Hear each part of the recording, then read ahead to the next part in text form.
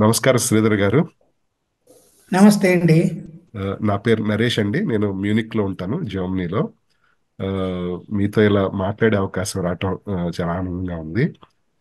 దీనికి కొంచెం ఇంట్రడక్షన్గా ఇచ్చుకోవాలనుకుంటే, ఆ, ఒక రకంగా కొందరు ఇన్ఫ్లుయెన్స్ ఎంతలా ఉంటుందంటే మా లైఫ్లో భాగం అయిపోయినట్లు చెప్పుకోవాలి. ఆ, బా చిన్నప్పటి నుంచి ఉదాహరణకి బాలసుబ్రహ్మణ్యం గారి పాట మా లైఫ్లో ఒక భాగం అయిపోయిందని చెప్పుకుంటాము. అలాగే చిన్నప్పటి ఆయన నుంచి గ్రేట్ మ్యాన్ అండి. ఆ, గ్రేట్ సింగర్. అలాగే చిన్నప్పటి దండకం. నుంచి ఈనాడు చదువుతూ మార్నింగ్ లేవగానే ఈనాడు చదవటం అలవాటైంది. దాంట్లో థ్యాంక్ యూ. ముఖ్యంగా మీ కార్టూన్ చూస్తూ ఎలా అయిపోయిందంటే మీరు కూడా మా లైఫ్లో ఒక భాగంగా అయిపోయారు. ఆ, థ్యాంక్స్ అండి. ఆ, మీ ఇంతకు ముందు ఇప్పుడంటే సోషల్ మీడియాలో మీరు రావటం వల్ల మీరంటూ ఒక రియల్ పర్సన్ ఉన్నారని మేము చూడగలిగాం. కానీ చాలా చా- చాలా కాలంగా నాకేమనిపించేదంటే నా చిన్నప్పుడు ఈ శ్రీధర్ గారు అనే వ్యక్తి ఒక ఫిక్షియస్ క్యారెక్టర్, నిజమేనా, నిజంగానే ఈజ్ ఇట్? అవును సార్. అంటే ఇంత అద్భుతంగా ఒక ఒక వ్యక్తి ఒక మ్యాజిక్ ఏదో క్రియేట్ చేస్తున్నారు, ఇది నార్మల్ గా ఒక రియల్ పర్సన్ క్రియేట్ చేస్తున్నారని అని ఒక డౌట్ ఉండేది. బికాజ్ చాలా మెస్ అంటే అది అది అభిమానంతో వచ్చిన ఆ, సందేహం. కానీ సోషల్ మీడియాలో వచ్చిన తర్వాత మిమ్మల్ని చూడటం, ఆ, థ్యాంక్స్ అండి. ఓకే శ్రీధర్ గారు అనే వారితో మీ మీ ఇంటరాక్ట్ పరిచయం అయ్యి, కలగడం కూడా ఆనందంగా ఉంది. అవును సార్, ఇలా ఇంటరాక్ట్ అయ్యే అవకాశం రావటం అనేది ఇది గొప్ప అనుభవం నాకు. Thank you. Thank you very much sir. నేను um, ముందుగా మీరు మీ కార్టూనిస్ట్ జీవితం మొత్తం, ఆర్టిస్ట్గా ప్రొఫెషనల్ జీవితం మొత్తం మీరు ఒక్క సంస్థ దగ్గరే పనిచేశారు. మీరు చాలా ఎర్లీ ఎర్లీ ఏజ్లో ఈనాడులో జాయిన్ అయ్యారు, చాలా తక్కువ వయసులో జాయిన్ అయ్యారు. అప్పటికి ఇంకా ఉన్నత విద్య అయ్యే వయసు కూడా కాదు. మీరు అప్పటికి ఏం చదువుకున్నారు సార్? అప్పటికి ఇంకా మీరు పోస్ట్ గ్రాడ్యుయేషన్ అయ్యే ఏజ్ కూడా కాదు మీది. లేదండి, ఇంటర్మీడియట్ అయిపోయింది అంతే. అవును. ఇంటర్మీడియట్ అయిపోయింది. మీరు ఇంటర్ ఇంటర్ అవగానే మీరు ఉద్యోగంలో జాయిన్ అయిపోయారు. అంటే నేను ఉద్యోగం కోసం జాయిన్ అవ్వలేదు. ఉద్యోగం అవసరం అప్పటికి ఉండింది కాదు. ఎందుకంటే అంతా గ్రాడ్యుయేషన్, పోస్ట్ గ్రాడ్యుయేషన్ ఇదంతా చదువుతారు కదండి. లేదా ఆ, ఇట్లా మీలాగే ఇతర ఇతర అంటే మెడిసిన్ కానీ, ఇంజనీరింగ్ కానీ అలాంటి వాటికి వెళ్తారు కదా. ఆ దశ అంటే నాకు ఉద్యోగం అవసరం లేదు. అవసరం లేకుంటే హెల్త్ పాడైంది. హెల్త్ పాడై ఆస్మా వచ్చింది. డిస్కంటిన్యూ చేయాల్సి వచ్చింది గ్రాడ్యుయేషన్. డిస్కంటిన్యూ చేసినప్పుడు ఏమైంది, మా బ్రదర్ చెప్పారేంటి, ఇక్కడ ట్రైనింగ్ ఇస్తారట సితార్లో. ఆ ట్రైనింగ్ ఎందుకు చేయకూడదు, నీకు ఇంట్రెస్ట్ ఉంది కదా బొమ్మలు నేర్చుకొని తర్వాత మళ్ళీ నెక్స్ట్ ఇయర్ కాలేజీలో జాయిన్ అవ్వచ్చు అన్నారు. అట్లా వెళ్ళి అక్కడ పడ్డానండి. ఓకే. మీకు మొట్టమొదటి జాబు ఈనాడులో ఉన్నారు. తర్వాత ఈనాడులోనే రిటైర్ అయిపోయారు మీరు. నలభై అవును. నలభై ఒకటే సంవత్సరాలు చేశారు. జాబు. ఒకటే జాబు. అవును సార్. ఆ, మీరు అసలు ఇప్పుడు మీరు రిటైర్ అయ్యారు, ఇప్పుడు యాక్టివ్గా ఉన్నారు, మీరు ఇంకా బొమ్మలు వేస్తున్నారు కదా. ఒక అవుట్ ఆఫ్ క్యూరియాసిటీ, మీరు కొంచెం వర్క్ లోడ్ తగ్గించుకుని అయినా ఆ, పత్రికకి వేస్తూ ఉండొచ్చు అప్పుడప్పుడు. అయినా మీరు పూర్తిగా రిటైర్మెంట్ తీసుకొని ఇప్పుడు టీచింగ్ లో కూడా వచ్చారు. దీని వెనక ఏదన్నా ఆలోచన విధానం ఉందా, లేకపోతే ఇక చాలా అనుకున్నారా? 40 ఏళ్ళు చేశానండి. అవును. 40 ఏళ్ళు కార్టూన్లు వేశాను. తెలుగులో ఏ కార్టూనిస్ట్ ఇప్పటిదాకా అంతకాలం ఒకే పత్రికలో 40 ఇయర్స్ వేయలేదు నాకు తెలిసినంత వరకు. 40 ఏళ్ళు వేశాను. డయ్యింగ్ అంటారు కదా. ఉమ్. వేస్తున్నప్పుడే బయటకు వస్తే వేస్తున్నప్పుడే. స్టేల్ అయిపోయాయి, బాగా రావట్లేదు, ఇట్లాంటివన్నీ అనుకోకముందే ఇంకా నేను వేయగలను అనుకున్నప్పుడే బయటకు వస్తే, తర్వాత ఇతరేతర ఇబ్బందులు ఏమీ లేవు. బయటకు వచ్చినా లోపల ఉన్నా కూడా నాకు ఇతరేతర ఇబ్బందులు ఏమీ లేవు. వారితోని బాగానే ఉంది. బయటకు వచ్చేసాను, చెప్పి వచ్చేసాను. సంస్థ పరంగా ఈనాడుతో మీకు ఏ అసంతృప్తి కానీ అలాంటిది ఏమి ఉండి బయటికి రావటం ఏ కాదు? లేదు కదా, ఇవాళ కార్టూన్ వచ్చింది కదా అవును, అవును, నాది అవును, ఈనాడులో. అవును, అవును, ఇవాళ కార్టూన్ వచ్చింది, దాన్ని బట్టి తెలిసిపోతుంది అవును, కదండి. అవును, అవును, అవును. ఎందుకంటే ఏదైనా ఇబ్బంది ఉంటే నా కార్టూన్ వాళ్ళు అడిగేవారు కాదు. తర్వాత రామోజీరావు గారు చనిపోయిన రోజున కూడా నాది ఒక పాత కార్టూన్ తీసివేశారు, పబ్లిష్ చేశారు ఓకే. ఆ రోజు లోపల. కాబట్టి సంస్థతో కానీ అక్కడి వ్యక్తులతో కానీ ఎలాంటి ఇబ్బంది లేదు. అంతా ఫ్రెండ్సే ఒకసారి కలిసిన తర్వాత. ఓకే. సార్ ఆర్ట్ గురించి నాకు ఒక డౌట్. మీరు ఇప్పుడు ఆర్ట్ క్లాసెస్ చెప్తున్నారు అండ్ మీకు అవును. మీరు కొన్ని రాసినవి కూడా నేను, అంటే మీరు సోషల్ మీడియాలో రాసినవి చూశాను ఆ! ఆర్టికల్స్. అంతకు ముందు కూడా మీరు ఆర్ట్ ఎక్స్ప్లెయిన్ చేస్తూ ఈనాడులో వచ్చిన ఆర్టికల్స్ చాలా చాలా కాలం క్రితం కూడా చదివిన అనుభవం వీడియోస్ కూడా పెట్టానండి. ఆ, ఆ! అనుభవం ఉంది. ఆ వీడియోస్ కూడా చూశాను నేను. ఆ! నాకు అసలు మామూలుగా ఆర్ట్ గురించి ఒక జనరల్ క్వశ్చన్. మీరు లైన్స్ ఎలా డ్రా చేయాలి, దాని గురించి బాగా ప్రాక్టీస్ చేయాలి, అనేక రకాల షేప్స్ ప్రాక్టీస్ చేయాలి, ఇవన్నీ చెప్పారు. ఆ, గొప్ప గొప్ప ఆర్టిస్టులు అందరూ ఇలా ప్రాక్టీస్ చేసి ఆర్టిస్టులు అయ్యారా? చిన్నప్పుడే వాళ్ళలో ఒక ఆర్ట్ అనేది తెలిసిందా అనేది ఒక క్వశ్చన్. నాకు మీరు కూడా చిన్నప్పుడు ఇలా ఇంత ఇంత శ్రమించిన తర్వాతే మీరు ఆర్టిస్ట్ అయ్యారా అనే డౌట్. పుట్టుకతోనేది రాదండి. ఓకే. పుట్టుకతోనే ఏది రాదు. అదేదో సోషాలజీలో చెప్తారు కదా! డ్యూక్ ఫ్యామిలీ, ఎడ్వర్డ్ ఫ్యామిలీ అని చెప్పి. తర్వాత క్యాస్పర్ హ్యాజర్ కథ. ఏది చేసినా కూడా మనం పులులలో పెరిగితే పులిలా అరుస్తాము. తోడేళ్ళలో పెరిగితే తోడేళ్ళలా అరుస్తాం. మనుషుల్లో పెరిగితే మనుషుల్లో మాట్లాడతాం. కాబట్టి పుట్టుకతో ఏది రాదని నిరూపించారు సోషాలజిస్టులు. సో, అయితే ఎంత ప్రయత్నం చేస్తే, ఎంత ప్రాక్టీస్ చేస్తే అంత వస్తుందండి. ఏదైనా అంతే. సాధనమున పనులు సమకూరు ధరలోన అని ఎంత ప్రాక్టీస్ చేస్తుంటే అంత వస్తుంది. అయితే చిన్నప్పటి నుంచా, పెద్దప్పటి నుంచా అనేదానికి రవీంద్రనాథ్ ఠాగూర్ 65th ఇయర్‌లో స్టార్ట్ చేశారండి బొమ్మలేయడం. ఓకే. తర్వాతేమో విన్సెంట్ వాన్ గో, గాగిన్ ఇలాంటి వాళ్ళు కూడా టీనేజ్ అదంతా అయిపోయిన తర్వాత వాళ్ళు 30స్‌లోకి వచ్చినాక స్టార్ట్ చేశారు బొమ్మలు వేయడం. ఓకే. ఎందుకంటే నాకు ఇప్పుడు ఏ కళ విషయమైనా ఉదాహరణకి సచిన్ టెండూల్కర్ స్పోర్ట్స్ కానీ, ఉసేన్ బోల్ట్ కానీ, హ్మ్. Vincent van go, Picasso, Michael హ్మ్. ఏంజిలో, రాజా రవివర్మ, హ్మ్. ఇంకా మ్యాథమెటిషియన్ హ్మ్. శ్రీనివాస్ రామానుజన్, హ్మ్. వీళ్ళలో చాలా మంది ఆహ్, పూర్తి స్థాయి ఒక 10 ఏళ్ళు, 20 ఏళ్ళు ప్రాక్టీస్ చేసి అవ్వటం కంటే చిన్నప్పుడే ఒక చైల్డ్ ప్రాడిజీ లాగా ఒకటొచ్చిందేమో. అది మాలాంటి వారు కేవలం సంవత్సరాల కొద్దీ ప్రాక్టీస్ చేసినంత మాత్రాన ఆ స్థాయి అందుకోలేమో లేవేమో అని ఒక ఒక సందేహం సార్. అది అంటే ఎంతవరకు ఒక వ్యక్తిలో ఇంట్యూటివ్‌గా ఒక స్కిల్ ఉంటుంది. వీళ్ళందరూ అన్నేళ్ళు ప్రాక్టీస్ చేయకముందే మాండలిన్ శ్రీనివాస్, బాలమురళీకృష్ణ గారు వీళ్ళందరూ 5, 6 ఏళ్ళు, 7, 8 ఏళ్లలోనే ఒక అద్భుతాలు సృష్టించిన అది విన్నాం మేము. అంటే అసలు అది ఈ ఆర్ట్ అనేది ఇంత న్యాచురల్‌ది ఏమి ఉండదా? కేవలం ప్రాక్టీస్‌తోనే రాగలరా అని. అంటే నేను నేను చాలా ప్రాక్టీస్ చేస్తే వ్యాన్ గోలో ఎంతో కొంత ప్రతిభని నేను అచీవ్ చేయగలనా? మంచి క్వెషన్ అడిగారండి. ఇలాంటివి ఎవరు అడగట్లేదు. హ్మ్. ఎక్కడ పుట్టావు? ఎప్పుడు పుట్టావు? ఇలాంటివే అడుగుతున్నారు చాలామంది వద్దని చెప్పినాక కూడా. హ్మ్. బాగా ఉంది క్వెషను. అయితే చైనాలో స్పోర్ట్స్ పర్సన్స్ కావాలంటే వాళ్ళకు పిల్లలు 3 ఏళ్ళు ఉన్నప్పటి నుంచి అంటే వాళ్ళు చేసిన ప్రాక్టీస్ టైమ్‌ని బట్టి ఉంటుందండి. ఏజ్ కాదు. హ్మ్. తర్వాత మీకొక విషయం చెప్తాను. ఒకసారి 'కె. విశ్వనాథ్' గారు, డైరెక్టర్ 'కె. విశ్వనాథ్' గారు మధ్య మధ్యరాత్రి 2:30కి అట్లా బాలు గారికి ఫోన్ చేశారట.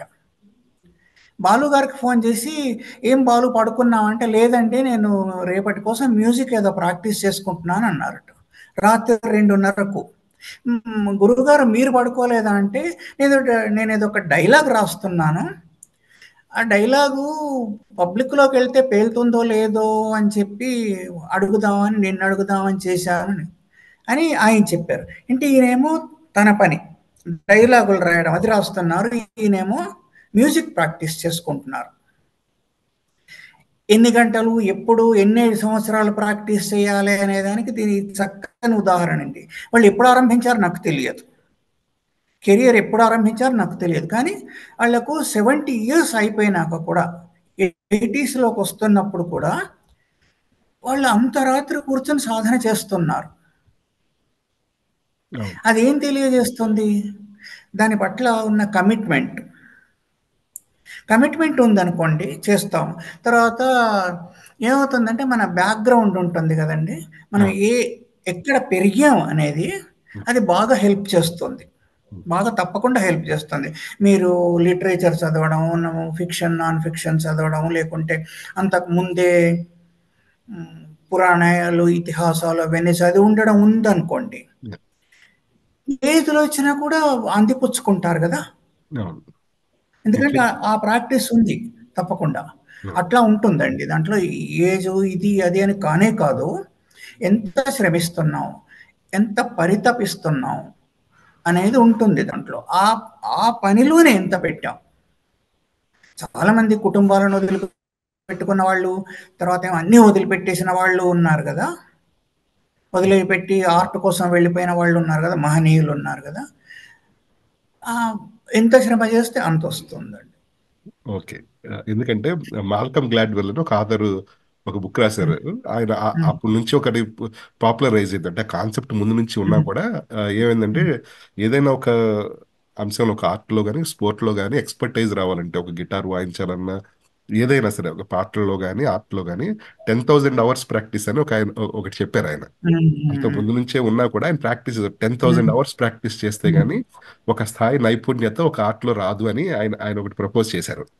ఆహ్, హ్మ్. అలాగా నాకు డౌట్ ఏమొస్తుందంటే 'సచిన్ టెండూల్కర్' గారు 16 ఇయర్స్‌కి ఇంటర్నేషనల్ క్రికెటర్ అయ్యారు. ఆహ్, అవును. ఆయన అవును. ఎంత 16 ఏళ్లకే ఆయన వరల్డ్స్ మోస్ట్ ఫాస్టెస్ట్ బౌలింగ్‌ని ఆయన ఫేస్ అవును. చేసేవారు. ఆయనకి 7, 8 ఏళ్లప్పుడు బ్యాట్ పట్టుకునే శక్తి చేతికొచ్చినా కూడా, ఆయనకి మహా అయితే 4, 5 ఏళ్ళు తప్ప ఎక్కువ టైం లేదు. But still he faced obviously. Fastest అవును. బౌలర్స్. అవును. అది హ్మ్. అది మేము ప్రాక్టీస్ చేసినా అది రాదేమో అని మాలాంటి వాళ్ళకి డౌటు. దీనికి కారణం కూడా ఏంటంటే 'ఆర్ట్ అండ్ ఫియర్' అని ఒక పుస్తకం ఉంది సార్. హ్మ్. దాంట్లో ఆథర్ ఏమని చెప్తారంటే, మీరేదైనా ఒక విషయంలో ఒక ఒకరిని అభిమానిస్తే ఆ హ్మ్. అభిమానం ఎంత గొప్పగా ఉంటదంటే, ఆ హ్మ్. ఆర్ట్ మిమ్మల్ని టేకప్ చేయకుండా ఆపేస్తది అంటాడు. అంటే హ్మ్. ఆ ఆర్ట్ మిమ్మల్ని మీకెంత అద్భుతంగా అనిపిస్తదంటే, అంత అద్భుతమైన ఆర్ట్ అయితే ఇక నాకు రాదు. నేను అచీవ్ చేయలేను. సో, ఇక్కడ ఆపేద్దాం. ఇక్కడాగిపోండి. ఇక ఆపేద్దాము ఆ! అని ఆ! ఆ! అనిపిస్తది. 'ఆర్ట్ అండ్ ఫియర్' అని ఒక పుస్తకంలో ఆయన ప్రపోజ్ చేస్తాడు. అహ అసలలా భయపడకూడదు అనే ఉద్దేశంలో. హ్మ్. ఇప్పుడు శ్రీధర్ నేను నా చిన్నప్పుడు ఐ రిమెంబర్ నేను ఈ కార్టూన్‌లో చూసి నేను రఫ్‌గా నా పెన్‌తో నా ఓహ్! మీరు బొమ్మలు బొమ్మలేస్తారా? ఓహ్! గ్రేట్. నేను ఆ! నేను వేయనండి. నేను వేయను. హ్మ్. కాకపోతే ఇలాంటివన్నీ ఒకసారి అటెంప్ట్ చేయటం హ్మ్. అలవాటుండి నేను హ్మ్. ట్రై చేశాను. ట్రై చేసిన హ్మ్. తర్వాత నాకర్థమైంది ఇంత డిఫికల్ట్‌గా ఉందేంటి బొమ్మలు వేయటం అని. బహుశా అయ్యో! ఆ! ఆ! బహుశా హ్మ్. ఇంత డిఫికల్టు సో, ఇంత గొప్ప గొప్ప వాళ్ళు మాత్రమే ఏస్తారేమో అని చెప్పి నేను వదిలేసినట్టున్నా. అయ్యో!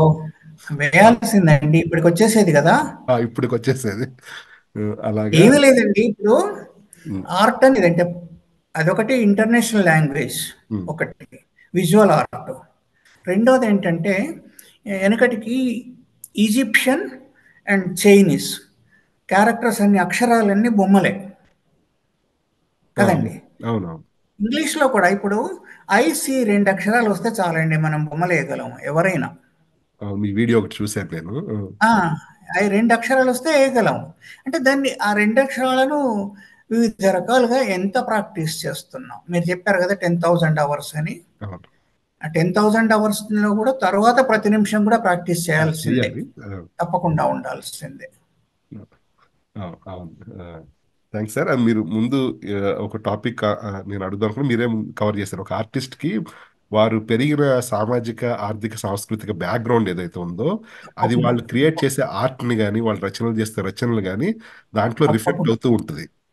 మీ తప్పకుండా. నేను అడుగుదాం అనుకుంది, మీరు పెరిగిన వాతావరణంలో మీలో ఈ ప్రతిభకి హెల్ప్ చేసిన ఈ సామాజిక కోణం, ఆర్థిక కోణం గాని, కల్చరల్ యాస్పెక్ట్ ఏది మీకు ఏది ఎంతగా మిమ్మల్ని ప్రభావితం చేసిందనుకుంటారు? బహుశా ఇది లేకపోయుంటే నేను ఈ వైపుకి వెళ్లి ఉండేవాడిని కాదేమో మీ ఆర్ట్ ఆర్ట్ ఎక్స్‌ప్రెషన్‌లో అనేది మీకెప్పుడైనా అనిపించిందా? మీరు ఏ ఏ లేదండి. ఇప్పుడు అయ్యేవాళ్ళం ఇది కాకపోతే అనేదేమో ఉటోపియన్ అండి. ఓకే. కదా! ఏమయ్యేది అంటే ఏమవుతాం? ఏదో అవుతాం గదా!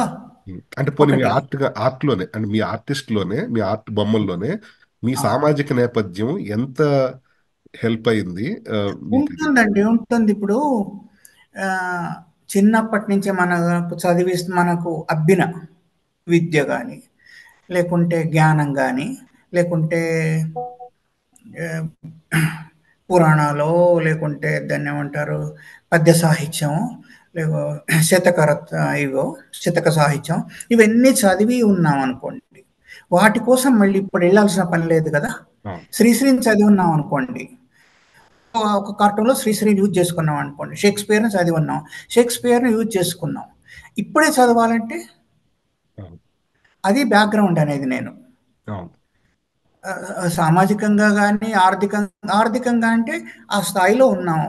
వేమన శతకం కొనుక్కోగలమా, లేకుంటే మనకు షేక్స్పియర్ అందుబాటులో ఉన్నాడా, లేకుంటే షెకోవ్ అందుబాటులో ఉన్నాడా, ఇట్లా ఇట్లా అందుబాటులో ఉండడం అనేది మన ఆర్థిక పరమైన ఇదండి. సామాజిక పరమైందంటే మనకు ఎంత అబ్బుతుంది, మన పేరెంట్స్ వల్ల కానీ, చుట్టూ ఉన్న వాళ్ళ వల్ల కానీ, టీచర్స్ వల్ల కానీ ఏమబ్బుతుంది. అంత అయినా కూడా మన లోపల ఒక బర్నింగ్ ఉంటుంది, నెట్టుతుంది. నెట్టి మనం అక్కడికి చేరడానికి దోహదపడుతుంది.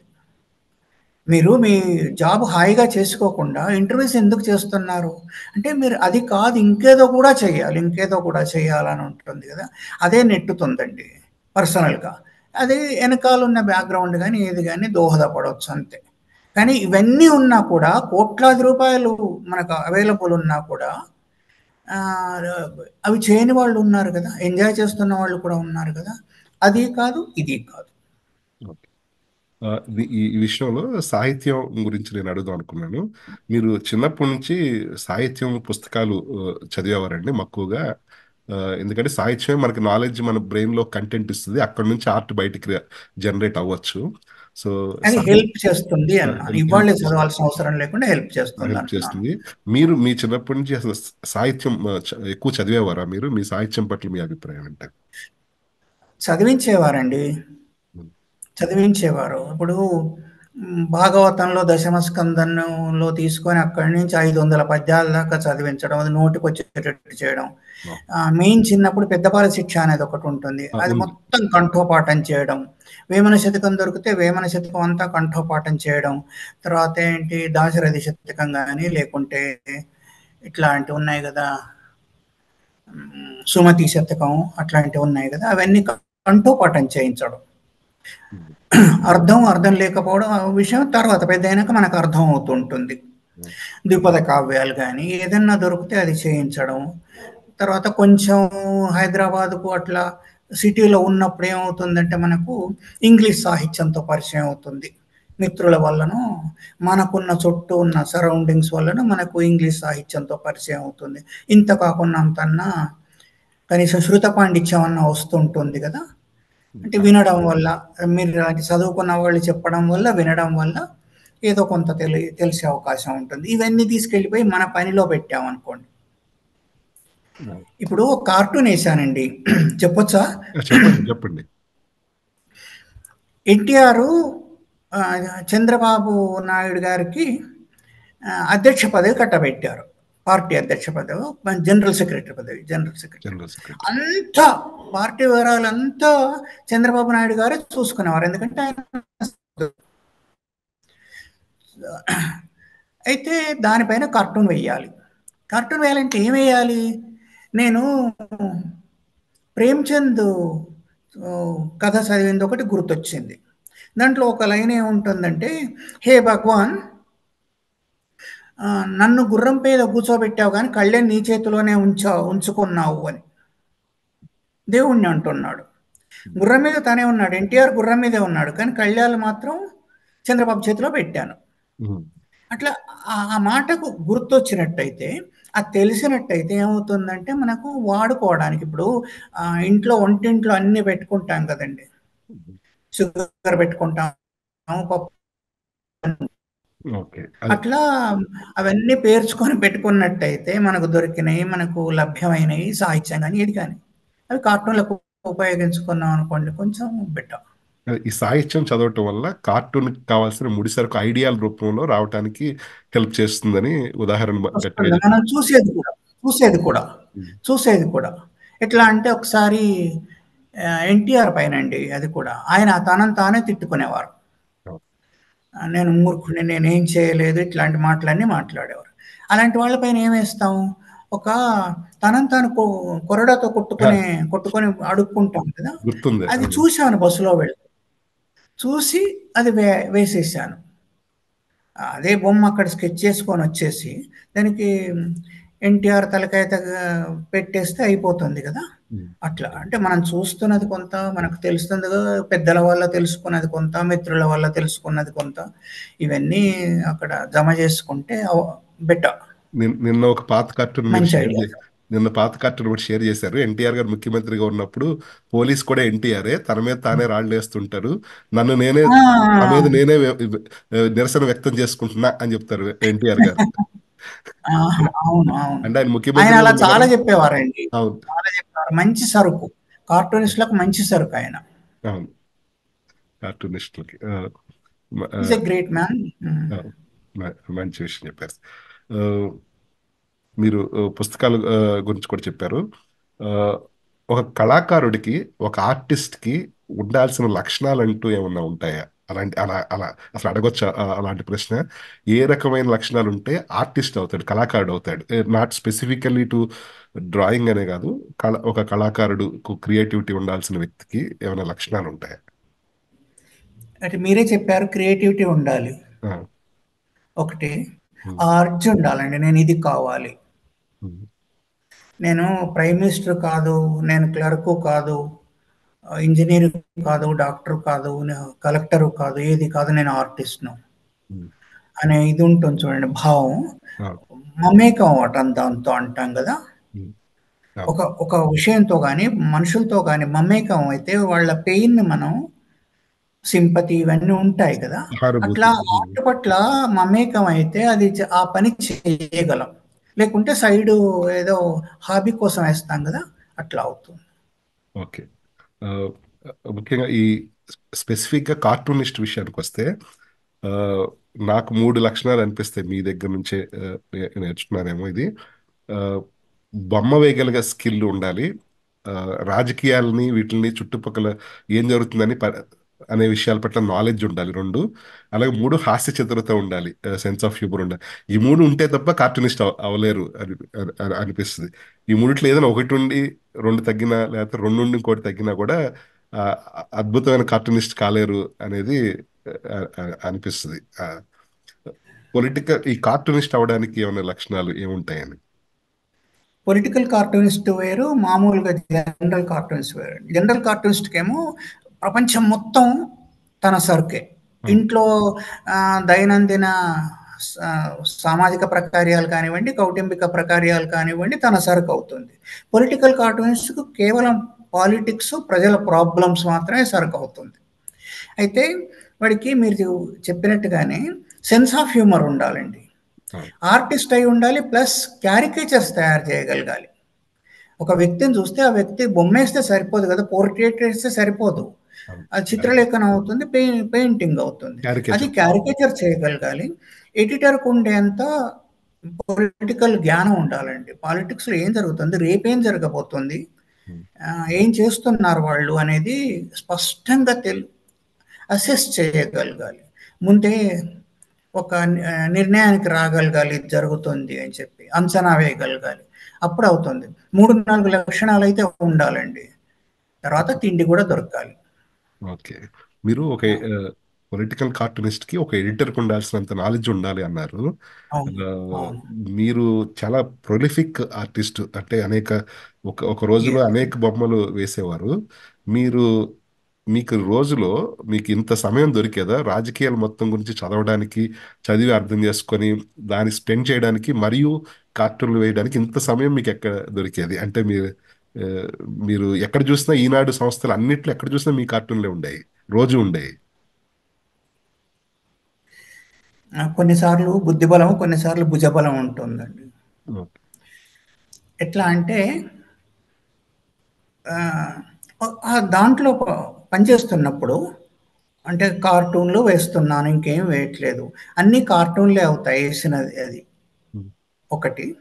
రెండోదేంటంటే ఎక్కువ వర్క్ చేసేవాడిని. ఎక్కువ అవర్స్ వర్క్ చేసేవాడిని. కోర్స్ వర్క్ చేశారు. ఒక్కోసారి రాత్రి 2 దాకా గూడా ఉండేవాడిని. 12 ఇంటికొచ్చేసరికి 11, 12 సాధారణంగా అయ్యేది. నేను 8 లోపలొస్తే గ్రేట్. అదేదో విచిత్రంగా ఉండేది. జ్వరం వచ్చిందా అని అడిగినట్టుగా ఉండేది. కాబట్టి ఎక్కువ అవర్సే పనిచేసేది. అంటే వెళ్ళగానే ఇంట్లో కూడా న్యూస్ పేపర్లు చదువుతాం కదండీ! హ్మ్. ఇంట్లో ఉన్నప్పుడు కూడా వెళ్ళగానే కొంతసేపు న్యూస్ పేపర్లు చదువుకోవడం, టీవీలు చూసుకోవడం, మళ్ళీ ఫ్రెష్‌గా ఏమన్నా వస్తున్నాయా చూడడం. ఆ లోపల ఇతరేతర పనులు చేసుకోవడం చూస్తూనే. హ్మ్. ఇతరేతర పనులు చూసుకోవడం, చదువుతున్నప్పుడే అన్నీ రాసుకున్నాం అనుకోండి. ఏది ఇవాళ సబ్జెక్ట్స్ ఏమేమి ఉన్నాయి కార్టూన్స్ వేయడానికి అనేవన్నీ రాసుకున్నాం అనుకోండి. దాని వెనకాల ఆలోచన స్టార్ట్ అవుతుంది. ఐడియాస్ వస్తుంది. ఎందుకంటే ఆ పనిలో ఉన్నాం కదా! హ్మ్. అందు గురించి ఐడియాస్ వస్తుంటాయి. వస్తే కొన్ని తీసి బుట్టలో పడేస్తాము. కొన్ని పబ్లిష్ చేసుకుంటాం. I throw all my failures in the dustbin అని పనికిరానివన్నీ దాంట్లో పడేస్తాం. పనికొచ్చేది బయటకొస్తుంది. అది కొన్నిసార్లు పేలుతుంది. కొన్నిసార్లు పేలదు. అయితే వర్కేమో ఎక్కువ నన్ను నేను ఎగ్జాజరేట్ చేసుకోవడానికి చెప్పట్లేదు కానీ, హ్మ్. ఎక్కువ అవర్స్ వర్క్ చేసేవాడిని. ఓకే. దాని గురించే ఆలోచన ఉండేది. అవును. ఇప్పుడు ఇయర్స్ సెలవు తీసుకోకుండా చేశా. అవును. మీరు ఇంకొక విషయం మీరు ఈ ఆర్ట్‌లో వచ్చిన చేంజెస్‌లో ఒక క్వెషన్ అడుగుదాం అనుకున్నాను. గతంలో మీరు బిగిన్ చేసినప్పుడు పేపర్ మీద మీరు డైరెక్ట్‌గా బొమ్మ వేసేవారు. Excuse me for my layman understanding నాకెక్కువ అవగాహన లేదు గాబట్టి ఏదైనా తప్పుగా అడిగితే క్షమించండి. తర్వాత ఇప్పుడు మీరు ఐప్యాడ్ మీద గీస్తారు. ఇప్పుడు డిజిటల్ వర్క్ వచ్చిన తర్వాత ఈ బొమ్మ వేయటానికి పట్టే సమయం చాలా వరకు తగ్గిపోయిందనుకోవచ్చా? తొందరగా మీ ఐడియాని తొందరగా ఎగ్జిక్యూట్ చేయగలుగుతున్నారనుకోవచ్చా? అట్లా చెప్పలేమండి. ఇప్పుడు ఓకే. 40 ఏళ్ల నుంచి నాకు ఒకటి అలవాటయింది. పేపర్ పైన వేయడం అలవాటయింది బ్రష్ తీసుకొని. ఆ!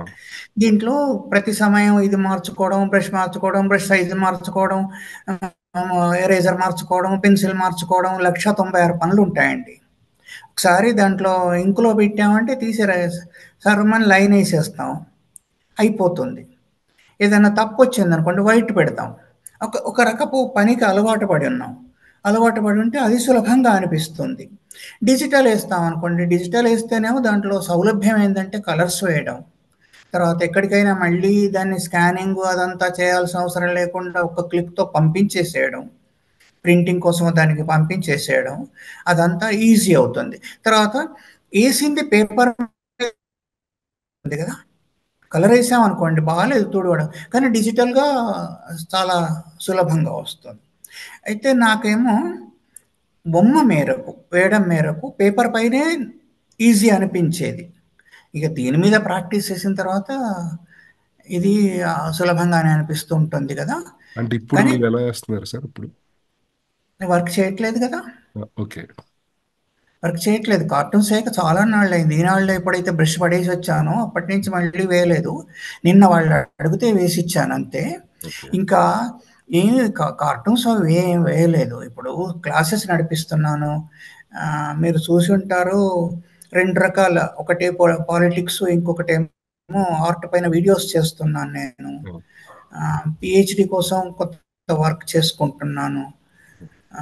ఏదైనా యూనివర్సిటీ అడిగితే వాళ్ళు ఎవరైనా ఇస్తే చేద్దామని ఉంది. కార్టూన్స్ పైనే PhD cartoons and impact on politics అని ఓకే. చేయాలని ఉంది. ఆ వర్క్ చేసుకుంటున్నాను. క్లాసెస్ నడిపిస్తున్నాను.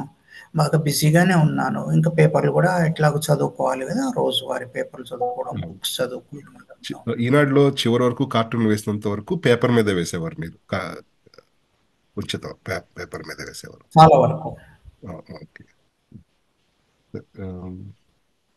ఆహ్, ఇంకోటి ఆర్టిస్ట్ యొక్క రెస్పాన్సిబిలిటీ గురించి ఒక ఆహ్, సంభాషణ చేద్దాం అనుకున్నాను సార్. కళాకారుడికి ఒక సామాజిక బాధ్యత ఎంతవరకు ఉండొచ్చు అనుకుంటున్నారు? ఉండాలా అసలు? లేకపోతే just like any other profession తన మీద ఎక్స్‌ట్రా బాధ్యత ఏమన్నా ఉంటుందా? ఎందుకంటే ఎక్కువ మందిని ఇన్‌ఫ్లూయెన్స్ చేయగలిగే ఒక ఆర్టిస్ట్‌కి సామాజిక బాధ్యత ఉంటుందా? ఉంటే ఎంతవరకు ఉంటుంది?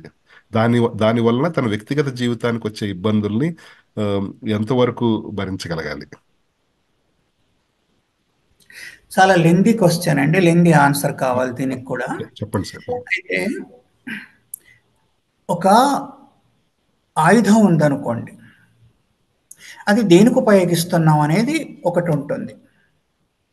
కత్తి మన దగ్గర ఉంటే తలలు నరకడానికి ఉపయోగిస్తున్నామా? లేకుంటే పళ్ళు కోసుకు తినడానికి ఉపయోగిస్తున్నామా అన్నట్టు ఉంటుంది. సామాజిక బాధ్యత అట్లాగే ఉంటుంది ఆర్టిస్ట్‌కు. ఆర్టిస్ట్ దగ్గర ఒక బ్రష్ ఉంది, పెన్సిల్ ఉంది, లేదా కవిత్వం చెప్పగలరు ఆర్టిస్టులు, కళాకారులు గాని, పోయెట్స్ కానీ. అయితే వాళ్ళు సామాజిక బాధ్యత తీసుకోకపోతే ఎవరు తీసుకుంటారు? ఎవరు క్వెషన్ చేసేది? దుర్మార్గాలను, దౌష్ట్యాలను ఎవరు క్వెషన్ చేస్తారు? ఖచ్చితంగా ఆర్టిస్టే చేయాలి. ఆర్టిస్ట్ వాళ్ళ గొంతుగా ఉండాలి. తప్పనిసరిగా గొంతు లేని వాడి గొంతుగా ఆర్టిస్ట్ ఉండాల్సిన అవసరం చాలా ఉంటుంది. కొంచెం కాదు. ఎందుకంటే తన దగ్గర ఒక ఆయుధం ఉంది ఎదుర్కోవడానికి, యుద్ధం చేయడానికి. కాబట్టి ఎవరిపై పట్లుంటాడు? ప్రభుత్వాల పట్లనో, లేకుంటే బలవంతుడి పట్లనో ఉన్నారనుకోండి. అర్థమే ఉంటుంది ఆర్ట్‌కు. ఆర్టు ఆర్ట్ ప్రయోజనమే అదండి. సామాజిక బాధ్యత దానికుంటుంది. సామాజిక బాగు కోసం ఆర్ట్ ఉంటుంది. ఏదైనా కూడా. దాంట్లో మనం ఎంత ఫెయిల్ అవుతాం, ఎంత సక్సెస్ అవుతాం అనేది ఇక మన శక్తి సామర్థ్యాలను బట్టి, అక్కడి పరిస్థితులను బట్టి ఉంటుంది గానీ, సామాజిక బాధ్యత ఆర్ట్ పైన తప్పకుండా ఉంటుంది. గురజాడ అప్పారావు గారు ఏమన్నారంటే, ఒక రచయిత గాని, కళాకారుడు గాని 100 సంవత్సరాల ముందు చూడాలి అన్నారు. ఇదే ఇప్పుడు ఈ సర్కిల్‌లోనే ఉండి అంటే ఫ్రేమ్ అవతల చూడడం. ఔట్ ఆఫ్ ద ఫ్రేమ్ ఆలోచించడం.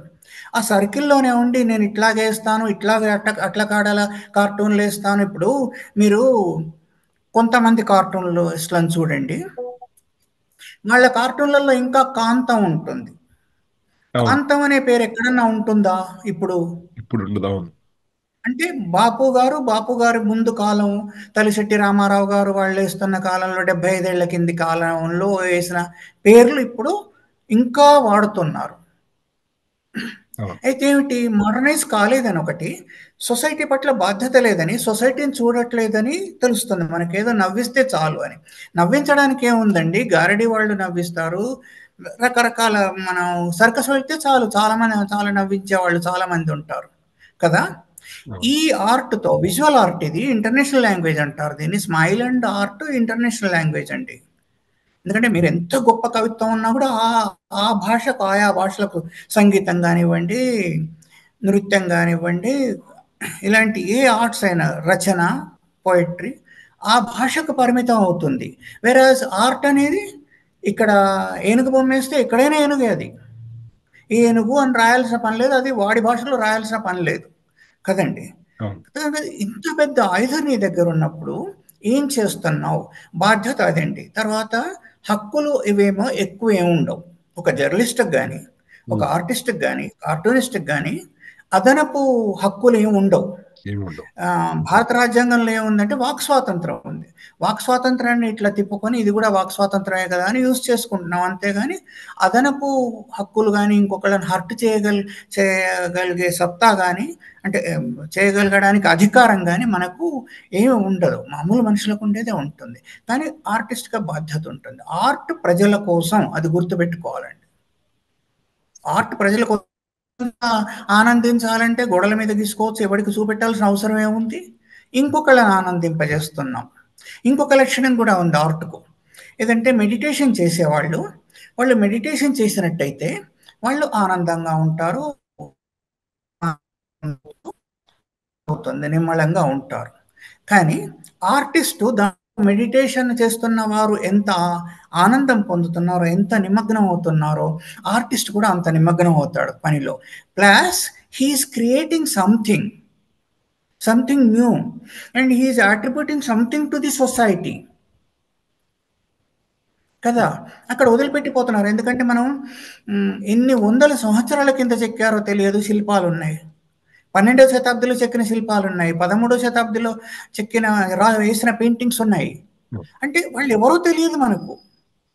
కానీ ఆ కళ అట్లా ఉంటుంది. అది శాశ్వతంగా ఉంటుంది గదా! అవును. కాబట్టి ఆ బాధ్యత, ఆ దృక్కోణం, ఆ 1000 ఏళ్లకు మనం నిలవాలి, కళ నిలవాలి, తర్వాత మనం ఒక దారి చూపెట్టాలి అనే ఈ భావన ఆర్టిస్ట్‌కి ఉండాలండి. అవును. అప్పుడే ఆర్టిస్ట్ బతుకుతాడు, ఆర్ట్ బతుకుతుంది, ప్రజలకు మేలు కలుగుతుంది. ఓకే. మీరు చెప్పారు ఆర్టిస్ట్‌కి ప్రజా ప్రయోజనం ఉండాలి అనేది చెప్పారు. ఖచ్చితంగా. ప్రైమరీ అవును. రెస్పాన్సిబిలిటీ అని చెప్పారు. ఇక్కడ నేను ఎందుకు అడిగానంటే, ఈ ఆర్టిస్టులకి ఒక కాన్ఫ్లిక్ట్ వస్తుంది సార్. ఇప్పుడు ముఖ్యంగా సినిమాల గురించి చెప్తే అది ఎక్స్ప్లెయిన్ చేయడం కుదురుతుంది కాబట్టి నేను ఆ మాధ్యమం ఒక ఉదాహరణ తీసుకున్నాను. సినిమాల్లో హీరోలుగా పనిచేసే వాళ్ళు లేకపోతే దర్శకులకు, నిర్మాతలకి వారు బాగుండాలంటే, వారికి ఎక్కువ డబ్బు రావాలన్నా, ఎక్కువ పాపులారిటీ రావాలన్నా ఏం చేయాలంటే సమాజంలో సాధ్యమైనంత ఎక్కువ మందిని ఎంటర్టైన్ చేస్తే వారు వారు బాగుంటారు. అంటే వారికి ఎక్కువ డబ్బు వస్తుంది, ఎక్కువ పాపులారిటీ వస్తుంది, సమాజం మీద ఇన్ఫ్లుయెన్స్ పెరుగుతుంది. కానీ సమాజాన్ని ఒక ప్రోగ్రెస్ వైపు నడిపించాలి అనుకుంటే ఆ ప్రోగ్రెస్ వైపు నడిపించే స్టెప్కి సమాజంలో చాలా తక్కువ ఆదరణ ఉంటుంది. అది ప్రోగ్రెసివ్ స్టెప్ అయి ఉండొచ్చు కానీ చాలా తక్కువ ఆదరణ ఉంటుంది. సమాజాన్ని ప్రోగ్రెస్ వైపు నడిపించాలని ఒక సినిమా తీస్తే, పోనీ అలాంటి సినిమాలు తీస్తూ ఉంటే ఆ హీరోకి కానీ, దర్శకులకు కానీ, నిర్మాతలకు కానీ వాళ్ళ కెరీర్ అంటూ ఉండదు. కానీ సమాజాన్ని డంబింగ్ డౌన్ ఆఫ్ ద సొసైటీ, అంటే సమాజాన్ని ఒక మొద్దుల్లాగానో లేకపోతే బుర్ర తక్కువ వాళ్ళగానో తయారు చేస్తే ఆ ప్రక్రియలో వాళ్ళకి చాలా లాభం ఉంటుంది. అందుకని ఆ, ఈ పాపులర్ ఆర్ట్లో కానీ, ఇన్ఫ్లుయెన్సర్స్ కానీ, చాలా మంది మేధావుల్లో కానీ, అంటే నాకు కనిపించిన ఒక ధోరణి ఏంటంటే, చాలా మంది చదువుకున్న వాళ్ళు మేధావుల్లో వాళ్ళకి ఏం అర్థం అవుతుందంటే 90% ఆఫ్ ద సొసైటీ గల్లీబుల్ పీపుల్ ఉంటారు, వాళ్ళని ఈజీగా తప్పుదోవ పట్టించవచ్చు అని. ఈ చదువుకున్న వారు కానీ, ఆర్టిస్టులు కానీ, ఇన్ఫ్లుయెన్సర్స్ కానీ ఏం చేస్తున్నారంటే వాళ్ళకి ఏది నచ్చితే మనం అది చేస్తే మనకు మార్కెట్లో వాల్యూ ఉంటుంది, దాన్ని డబ్బు చేసుకోవచ్చు, పవర్ చేసుకోవచ్చు, రాజకీయాల్లో పదవులు పొందొచ్చు. అలా కాకుండా వాళ్ళని బాగుపరచడం అనేది చాలా కష్టమైన పని. వాళ్ళ ప్రోగ్రెస్ వైపు నడిపించేట్టు ఆలోచింపజేయటం అనేది చాలా కష్టమైన పని. సో అది వ్యక్తిగతంగా వాళ్ళ కెరీర్నే సాక్రిఫైస్ చేసినట్టు అవుతుంది. సో ఈ రెండింటికి చాలా కాన్ఫ్లిక్ట్ ఉంటుంది. అంటే సమాజాన్ని బాగుపరచాలనుకుంటే ఆర్టిస్ట్కి తన వ్యక్తిగత సాక్రిఫై చేయాల్సి వస్తుంది. వ్యక్తిగతంగా చాలా బాగుండాలి అనుకుంటే సమాజాన్ని డంబింగ్ డౌన్ చేయాల్సి వస్తుంది. ఈ క్లాష్ ఉంది కదా అని ఈ కాన్ఫ్లిక్ట్ విషయంలో నేను మిమ్మల్ని క్వశ్చన్ అడిగాను. ఒకవేళ నా అండర్స్టాండింగ్ తప్పు ఉంటే మీరు చెప్పండి. లేదు, లేదు, లేదు. ఇప్పుడు నేను చెప్పేది ఏంటంటే, ఉమ్, ఒకటి వ్యాపారం అండి. ఉమ్, ఇదంతా మీరు చెప్పింది ఏంటంటే, డబ్బు రావాలి, వాళ్ళకి కావాల్సింది మనం ఇస్తున్నాం. ఓకే, దాంతో డబ్బు వస్తుంది, అయిపోతుంది, ఇంటికి వెళ్ళిపోతాం, ఇంకో సినిమా చేసుకుంటాం, లేకుంటే ఇంకో బొమ్మ వేసుకుంటాం, ఇంకో పాట ఇట్లా ఏది కానివ్వండి. ఉమ్, అది కరెక్టే, వ్యాపారం కరెక్ట్.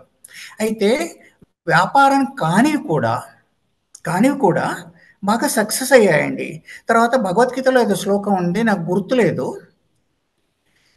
వెళ్ళు, వెళ్ళేటప్పుడు నువ్వు ఒక్కడివే కావచ్చు, ఒక్కడివే వెళ్తుండొచ్చు, ఒంటరిగానే వెళ్తుండొచ్చు. ఒక్కొక్కళ్ళే నీతో చేరుతారు, అప్పుడు ఒక సమూహం అవుతుంది అన్నారు. నిజమే, తక్కువ మంది రావచ్చు ఆర్ట్ ఫిలిమ్స్ అంటే, తక్కువ చూడొచ్చు, నిజమే. కానీ మనకు చాలా ఉదాహరణలు ఉన్నాయి కదండి. మదర్ ఇండియా ఉందనుకోండి, అవును, మూవీ బాగా సక్సెస్ అయింది అది. ఉషా కిరణ్ మూవీస్ వాళ్ళు రామోజీరావు గారు తీసింది ఉంది చాలా మంది. ప్రతిఘటన, అది మౌన సక్సెస్ అయింది. మౌన మయూరి పోరాటం. సక్సెస్ అయింది. మయూర్లో ఒక్కళ్ళు కూడా ఫేమస్ యాక్టర్లు లేరు. పెద్ద గొప్పగా చెప్పుకునే పాటలో లేకుంటే గొప్పగా చెప్పుకునే డైలాగ్స్ లేవు, ఫైటింగ్స్ లేవు, అస్సలు ఫైటింగ్ ఉండదు, చెంపదెబ్బ వేయడం కూడా ఉండదు దాంట్లో. మరి సక్సెస్ అయింది కదా. అది దాని దాన్ని అర్థం చేయించగలగాలండి, ఓకే. అర్థం చేయించగలగాలి. కమర్షియల్ చేస్తున్నారంటే వాళ్ళతో నాకేం పీచీ లేదు. ఒక ఆర్టిస్ట్గా త్యాగం ఉంటుందండి. అదే. గాంధీ మహాత్ముడు ఉన్నాడు, ఆయనకు 4 రూపాయలు కూడా లేవు బ్యాంక్ అకౌంట్లో. అక్కడికి ఇంగ్లాండ్ వెళ్ళి చదువుకోగలిగిన సామర్థ్యం ఉన్నవారు, వ్యాపారస్తులు, అదంతా ఉంది కదండి. అవును. లేదు, చంద్రరాజేశ్వరరావు గారు చనిపోయినప్పుడు జేబులో 2 రూపాయలు ఉన్నాయి, 2 షర్ట్స్ ఉన్నాయి, ఉమ్, 2 పంచెలు, ఆ, 2 షర్ట్సే ఉన్నాయి. ఆ, వందలాది ఎకరాలు ఇచ్చేశారు ఆయన. ఉమ్, అయితే ఆ త్యాగం ఉంటుందండి, త్యాగం ఉంటుంది. త్యాగం లేకుండా ఒకటి సాధించలేము. తర్వాత మనం చేసిన త్యాగానికి ప్రతిఫలం రావాలంటే కొంత మేరకు వ్యాపారం అవుతుంది. ఆమ్, వీళ్ళంతా ఇప్పుడు మా భూమి సినిమా వచ్చిందండి. మా భూమి అసలు ఫేమస్ యాక్టర్లు అప్పటికి ఎవ్వరూ లేరు, పల్లెటూరు బ్యాక్గ్రౌండ్ మొత్తం కూడా. అవును, ఉమ్, కానీ కానీ సక్సెస్ అయింది, అప్పుడు సక్సెస్ అయింది, మళ్ళీ ఇప్పుడు రిలీజ్ చేస్తే ఇప్పుడు సక్సెస్ అయ్యే పరిస్థితి ఉంటుంది. అవును, అట్లా చెప్తూ పోతే చాలా ఇంగ్లీష్ మూవీస్ కూడా, ఇది మంచి ఆర్ట్ ఫిలిం అని మనం కొనుక్కోనన్నా చూస్తాం కదండి. అవును, చాలా మూవీస్ చూస్తాం అట్లా. అవును. ఆహ్, ఆహ్, జురాసిక్ పార్కే చూడాలని లేదండి. ఆర్ట్ ఫిల్మ్స్ కూడా మనం చూస్తాం. వాటిని అర్థం చేసుకోవడానికి ట్రై చేస్తాం. ఈ మధ్యనే వచ్చాయండి. ఇప్పుడు 'కిరణ్ రావు' తీసిన ఒక మూవీ వచ్చింది బయటికి. లాపతా లేడీస్, ఆహ్, లాపతా లేడీసా? 'లాపతా లేడీస్'. 'లాపతా లేడీస్' ఎంతమంది చూస్తున్నారు? దాంట్లో మసాలాలేమన్నా ఉన్నాయా? ఫైటింగులున్నాయా? ఇతరేతర పాటలున్నాయా? లేవు గదా! దానికి సక్సెస్ ఉంటుంది. అయితే వ్యాపారమే అనుకుంటే మాత్రం వ్యాపారం చేసేవాళ్ళు చేస్తారు. పేచీ లేదు వాళ్ళతో కూడా. అయితే దీనికి ఉంటుందండి. మనం పబ్లిక్‌ను అంత ఇదిగా జమ కట్టలేము. జమ కట్టకూడదు కూడా. ఓకే. ఆ, బాగా చెప్పారు సార్. ఇప్పుడు మనం నేను ముందొచ్చిన ఒక అంశము, మన ఒక ఆర్టిస్ట్ మీద కానీ ఇది ఏ వ్యక్తి మీద అయినా మన ఒక అభిప్రాయాలు అనేవి మనం పెరిగిన సామాజిక, ఆర్థిక, సాంస్కృతిక బ్యాక్గ్రౌండ్ మీద నేపథ్యం ఇన్ఫ్లుయెన్స్ చేస్తుంది. దాన్ని కొందరు ఎదిగిన తర్వాత చదువుకోవటం వల్ల కొంత రీవైరింగ్ చేసుకుంటారు, రీప్రోగ్రామింగ్ చేసుకుంటారు. మనం పుట్టినప్పుడు చాలా మూఢనమ్మకాలతో ఆ, పెరుగుతాము. ముఖ్యంగా మనం ఆ, ఆ, స్త్రీల పట్ల తక్కువగా చూసే ఒక కల్చర్ కానీ, మూఢనమ్మకాలు కానీ, మతపరంగా కొన్ని వచ్చే సూపర్స్టిషన్స్ ఇవన్నీ ఇవన్నీ పుట్టి పెరుగుతాము. మనం పెరిగిన తర్వాత ఎంతో కొంత మనం రీప్రోగ్రామింగ్ జరుగుతుంది. కొంత ప్రశ్నించడం కానీ, కొంత ఆబ్జెక్టివిటీ కానీ తెచ్చుకుంటాం మనం. ఆ, ఈ ఆర్టిస్ట్గా ఈ ఈ రీప్రోగ్రామింగ్ అనేది మీకు మీకు మీ జర్నీలో కానీ, ఇన్ జనరల్గా ఆర్టిస్ట్లో కానీ, ఈ రీప్రోగ్రామింగ్ అనేది నిరంతరం జరుగుతూ ఉండాలంటే మనల్ని మనం ఒక వ్యక్తిగా ఎక్స్ప్లోర్ చేసుకుంటూ, నాలో ఈ బయాసెస్ ఉన్నాయి, నాలో ఇలాంటి లక్షణాలు ఉన్నాయి, ఇవి రిగ్రెసివ్, కాబట్టి వీటిని నెమ్మదిగా నేను చెక్కుకుంటూ పక్కన పడేస్తూ నేను ప్రోగ్రెసివ్గా థింక్ చేయాలి. నేను పెరిగిన వాతావరణంలో అలవడినవే కాకుండా నేను ఇంకా ప్రోగ్రెసివ్గా ఆలోచించాలి అని రీప్రోగ్రామింగ్ చేసుకుంటూ ఆ ప్రక్రియ ఎప్పుడు సాగుతూ ఉంటుందా ఆర్టిస్టిక్గా కానీ? అసలు మీలో మీ వ్యక్తిగతంగా కూడా మీరు ఎప్పుడు అలా అలా ఆలోచిస్తూ ఉండేవారా అని? ఎవరికైనా అనుదినం జరగాలండి.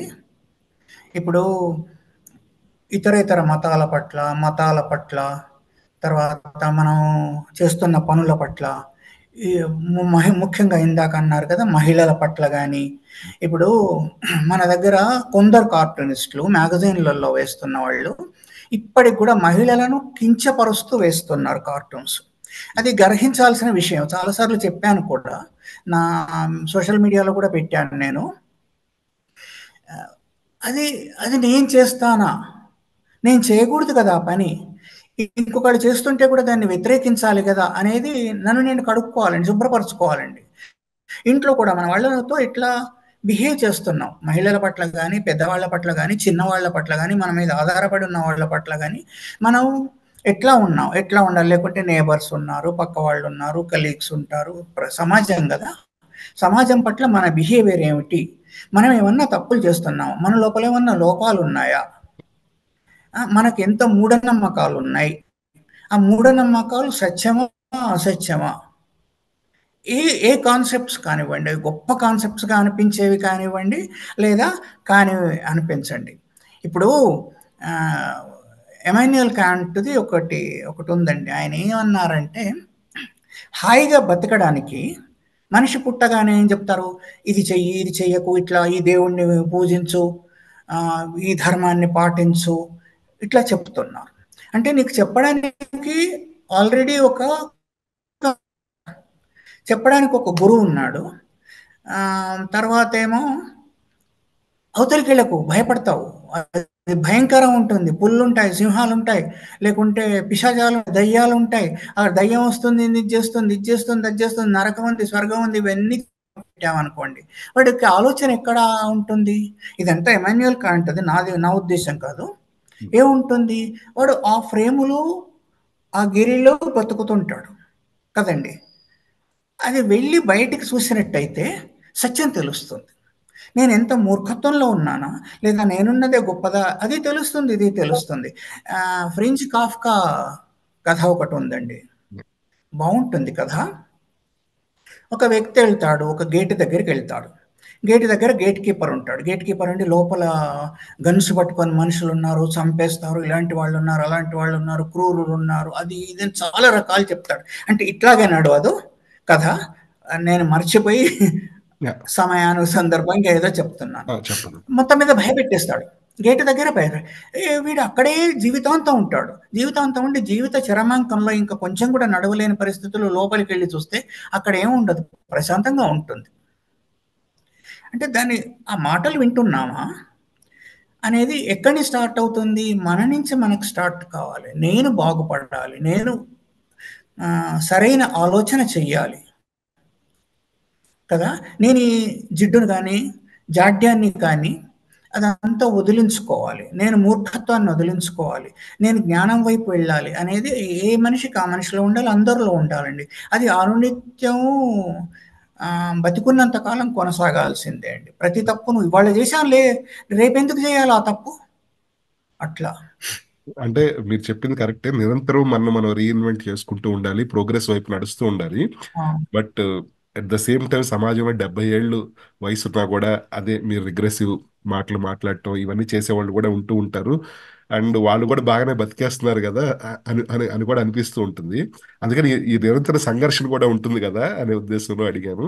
మీరు మీరు చెప్పారు. అంటే ఇప్పుడు ఫ్రేమ్‌లో ఉందండి. ఆ, ఇంటరప్ట్ చేస్తున్నాను సారీ. ఫ్రేమ్‌లో ఉన్నాడు. వాడు హాయిగా సురక్షితంగా ఉంటాడు. 70 అవును. ఏళ్ళు గాని, 80 ఏళ్ళు కానీ ఏదైనా సురక్షితంగా ఉంటాడు. ఇబ్బందేముండదు. ఆ ఫ్రేమ్‌లోనే ఉంటే. బయటికెళ్ళకు, దయ్యాలున్నాయి. ఇంట్లోనే ఉన్నా. ఆ! దయ్యం రాదు ఇంట్లోకి కదా! 70 ఏళ్ళు ఉండొచ్చు, 80 ఏళ్ళు ఉండొచ్చు. అవును. కరెక్టే అది. మీరు ఈ మాట్లాడుతూ ఉండగా మీరు ఒక విషయం మీరు ఈ ఆర్ట్లో మీకు నచ్చిన ఇన్స్పైర్ చేసిన ఆర్టిస్టులు కళాకారులు కొంతమంది పేర్లు చెప్పమంటే ఏం చెప్పగలరు మీ మొత్తం త్రూ అవుట్? చాలా మందున్నారు. చాలా మంది ఉన్నారండి. చాలా మంది ఉన్నారు. అంటే కొద్దిగా. కార్టూనిస్టుల్లో కార్టూనిస్టుల్లో ఇక్కడే కాకుండా ఒకటి ఉందండి ఇక్కడ. అక్బర్ పాదుషానట ఓకే. తను వెళ్తున్నప్పుడు ఎవరన్నా పెళ్లి చేసుకున్న అబ్బాయి వస్తే తన కిరీటాన్ని లేదా చుట్టుకున్న పాగాన్ని తీసి పక్కన పెట్టి ఈరోజు అతను కింగ్ అనేవారట పెళ్లి చేసుకుంటున్నవారు. ఓకే. అట్లాగే కార్టూనిస్టులలో కూడా ఏ రోజు ఎవరు బాగా వేస్తే వాళ్ళే ఆ రోజు కింగ్స్ అండి. ఓకే. వాళ్ళే ఆ రోజుకి ఇన్స్పైరింగ్. అట్లా చెప్పలేము. అట్లా అనుకుంటే అది కాకుండా ఎవరు అంటే హ్మ్, మంచి కార్టూనిస్టులు అనేవాళ్ళు. డేవిడ్‌లో గ్రేట్ కార్టూనిస్ట్ అండి. సెకండ్ వరల్డ్ వార్ అప్పుడు అంతకుముందు వేశారు. తర్వాత కూడా కార్టూన్స్ వేశారు. ఈ ఈవినింగ్ పోస్ట్‌లో వేసేవారు. ఆయన ఇంగ్లాండ్‌లో వేసేవారు. ఓకే. అట్లాగే కుక్రనిస్కీ అని ముగ్గురు కార్టూనిస్టులు అండి. రష్యన్ కార్టూనిస్టులు. వాళ్ళు కూడా యుద్ధ కాలంలోనే పనిచేశారు. వాళ్ళది విచిత్రంగా ఉంటుంది. ముందు పెయింటర్సు, తర్వాత పోస్టర్ డిజైనర్స్ అయ్యారు. తర్వాత వార్ పెరిగే కొద్దీ పీక్ వార్ వెళ్ళిపోతుంది. సెకండ్ వరల్డ్ వార్ యుద్ధం వెళ్ళిపోయే కొద్ది కార్టూనిస్టులు అయ్యారు.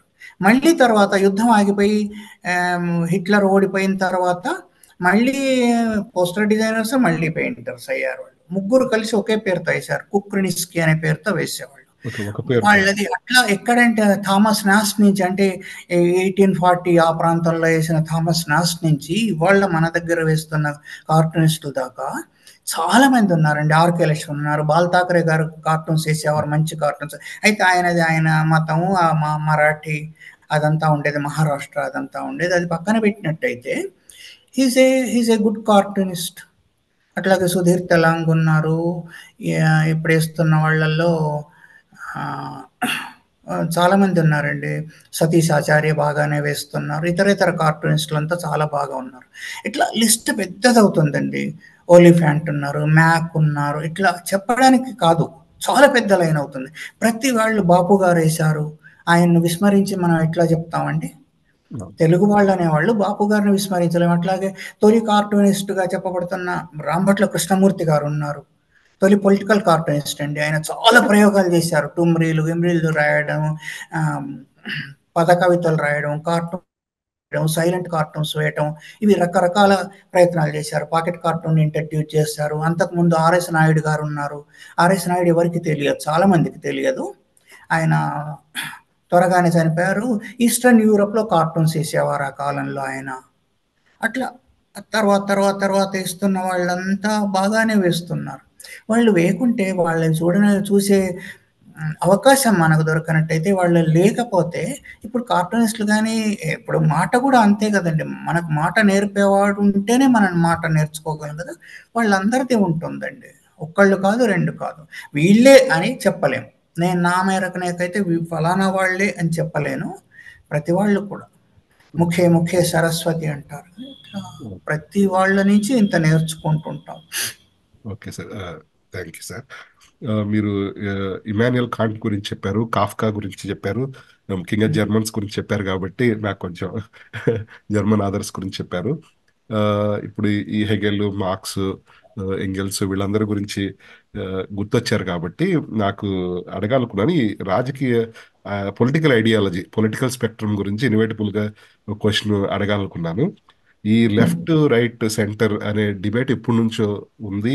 ప్రస్తుతం అయితే అసలు రాజకీయ ఉంటుంది కూడా. మన భారత రాజకీయాల్లో ఇప్పుడు చాలా చర్చలు కూడా జరుగుతున్నాయి. ఎటు సైడ్ భారతదేశం వెళుతుంది అనేది. మీరు మిమ్మల్ని మీరు ఒక పొలిటికల్ ఐడియాలజీ ప్రకారం మిమ్మల్ని మీరు ఎప్పుడైనా డిఫైన్ చేసుకునే ప్రయత్నం చేశారా? ఒకవేళ చెప్పగలుగుతారా? లెఫ్ట్ రైట్ సెంటర్లో మీరు సెంటర్ అనో, సెంటర్ లెఫ్ట్ అనో, లెఫ్ట్ అనో, ఎక్కడున్నామో చెప్పమంటారు. మీరేమనుకుంటున్నారు? మీరు మీరు టువర్డ్స్ లెఫ్ట్ అనుకుంటున్నాను సార్. Centre left. అట్లా కాదండి. మీరు ఆలోచన ఉందనుకోండి ఎవరికన్నా, కొంచెం ఆలోచిస్తున్నాం మనం. మనము అదానీల వైపో, అంబానీల వైపో ఉంటామా? గుడిసెలో ఉన్న మనిషి వైపు ఉంటామా అండి? ఒక సామెత చెప్తారు ఏంటంటే, ఎవరికన్నా అన్నం పెట్టారనుకోండి, వాళ్ళు ఏమంటారంటే మహాదాత అన్నం పెడతాడు పేదవాళ్లకు అంటారు. వాడికి అన్నం ఎందుకు దొరకలేదు అంటే కమ్యూనిస్ట్ అంటారు అని అండి. వాడికి అన్నం ఎందుకు లేదు? నీకొక్కడికే ఉంది, వాడికి మాత్రం ఎందుకు లేదు?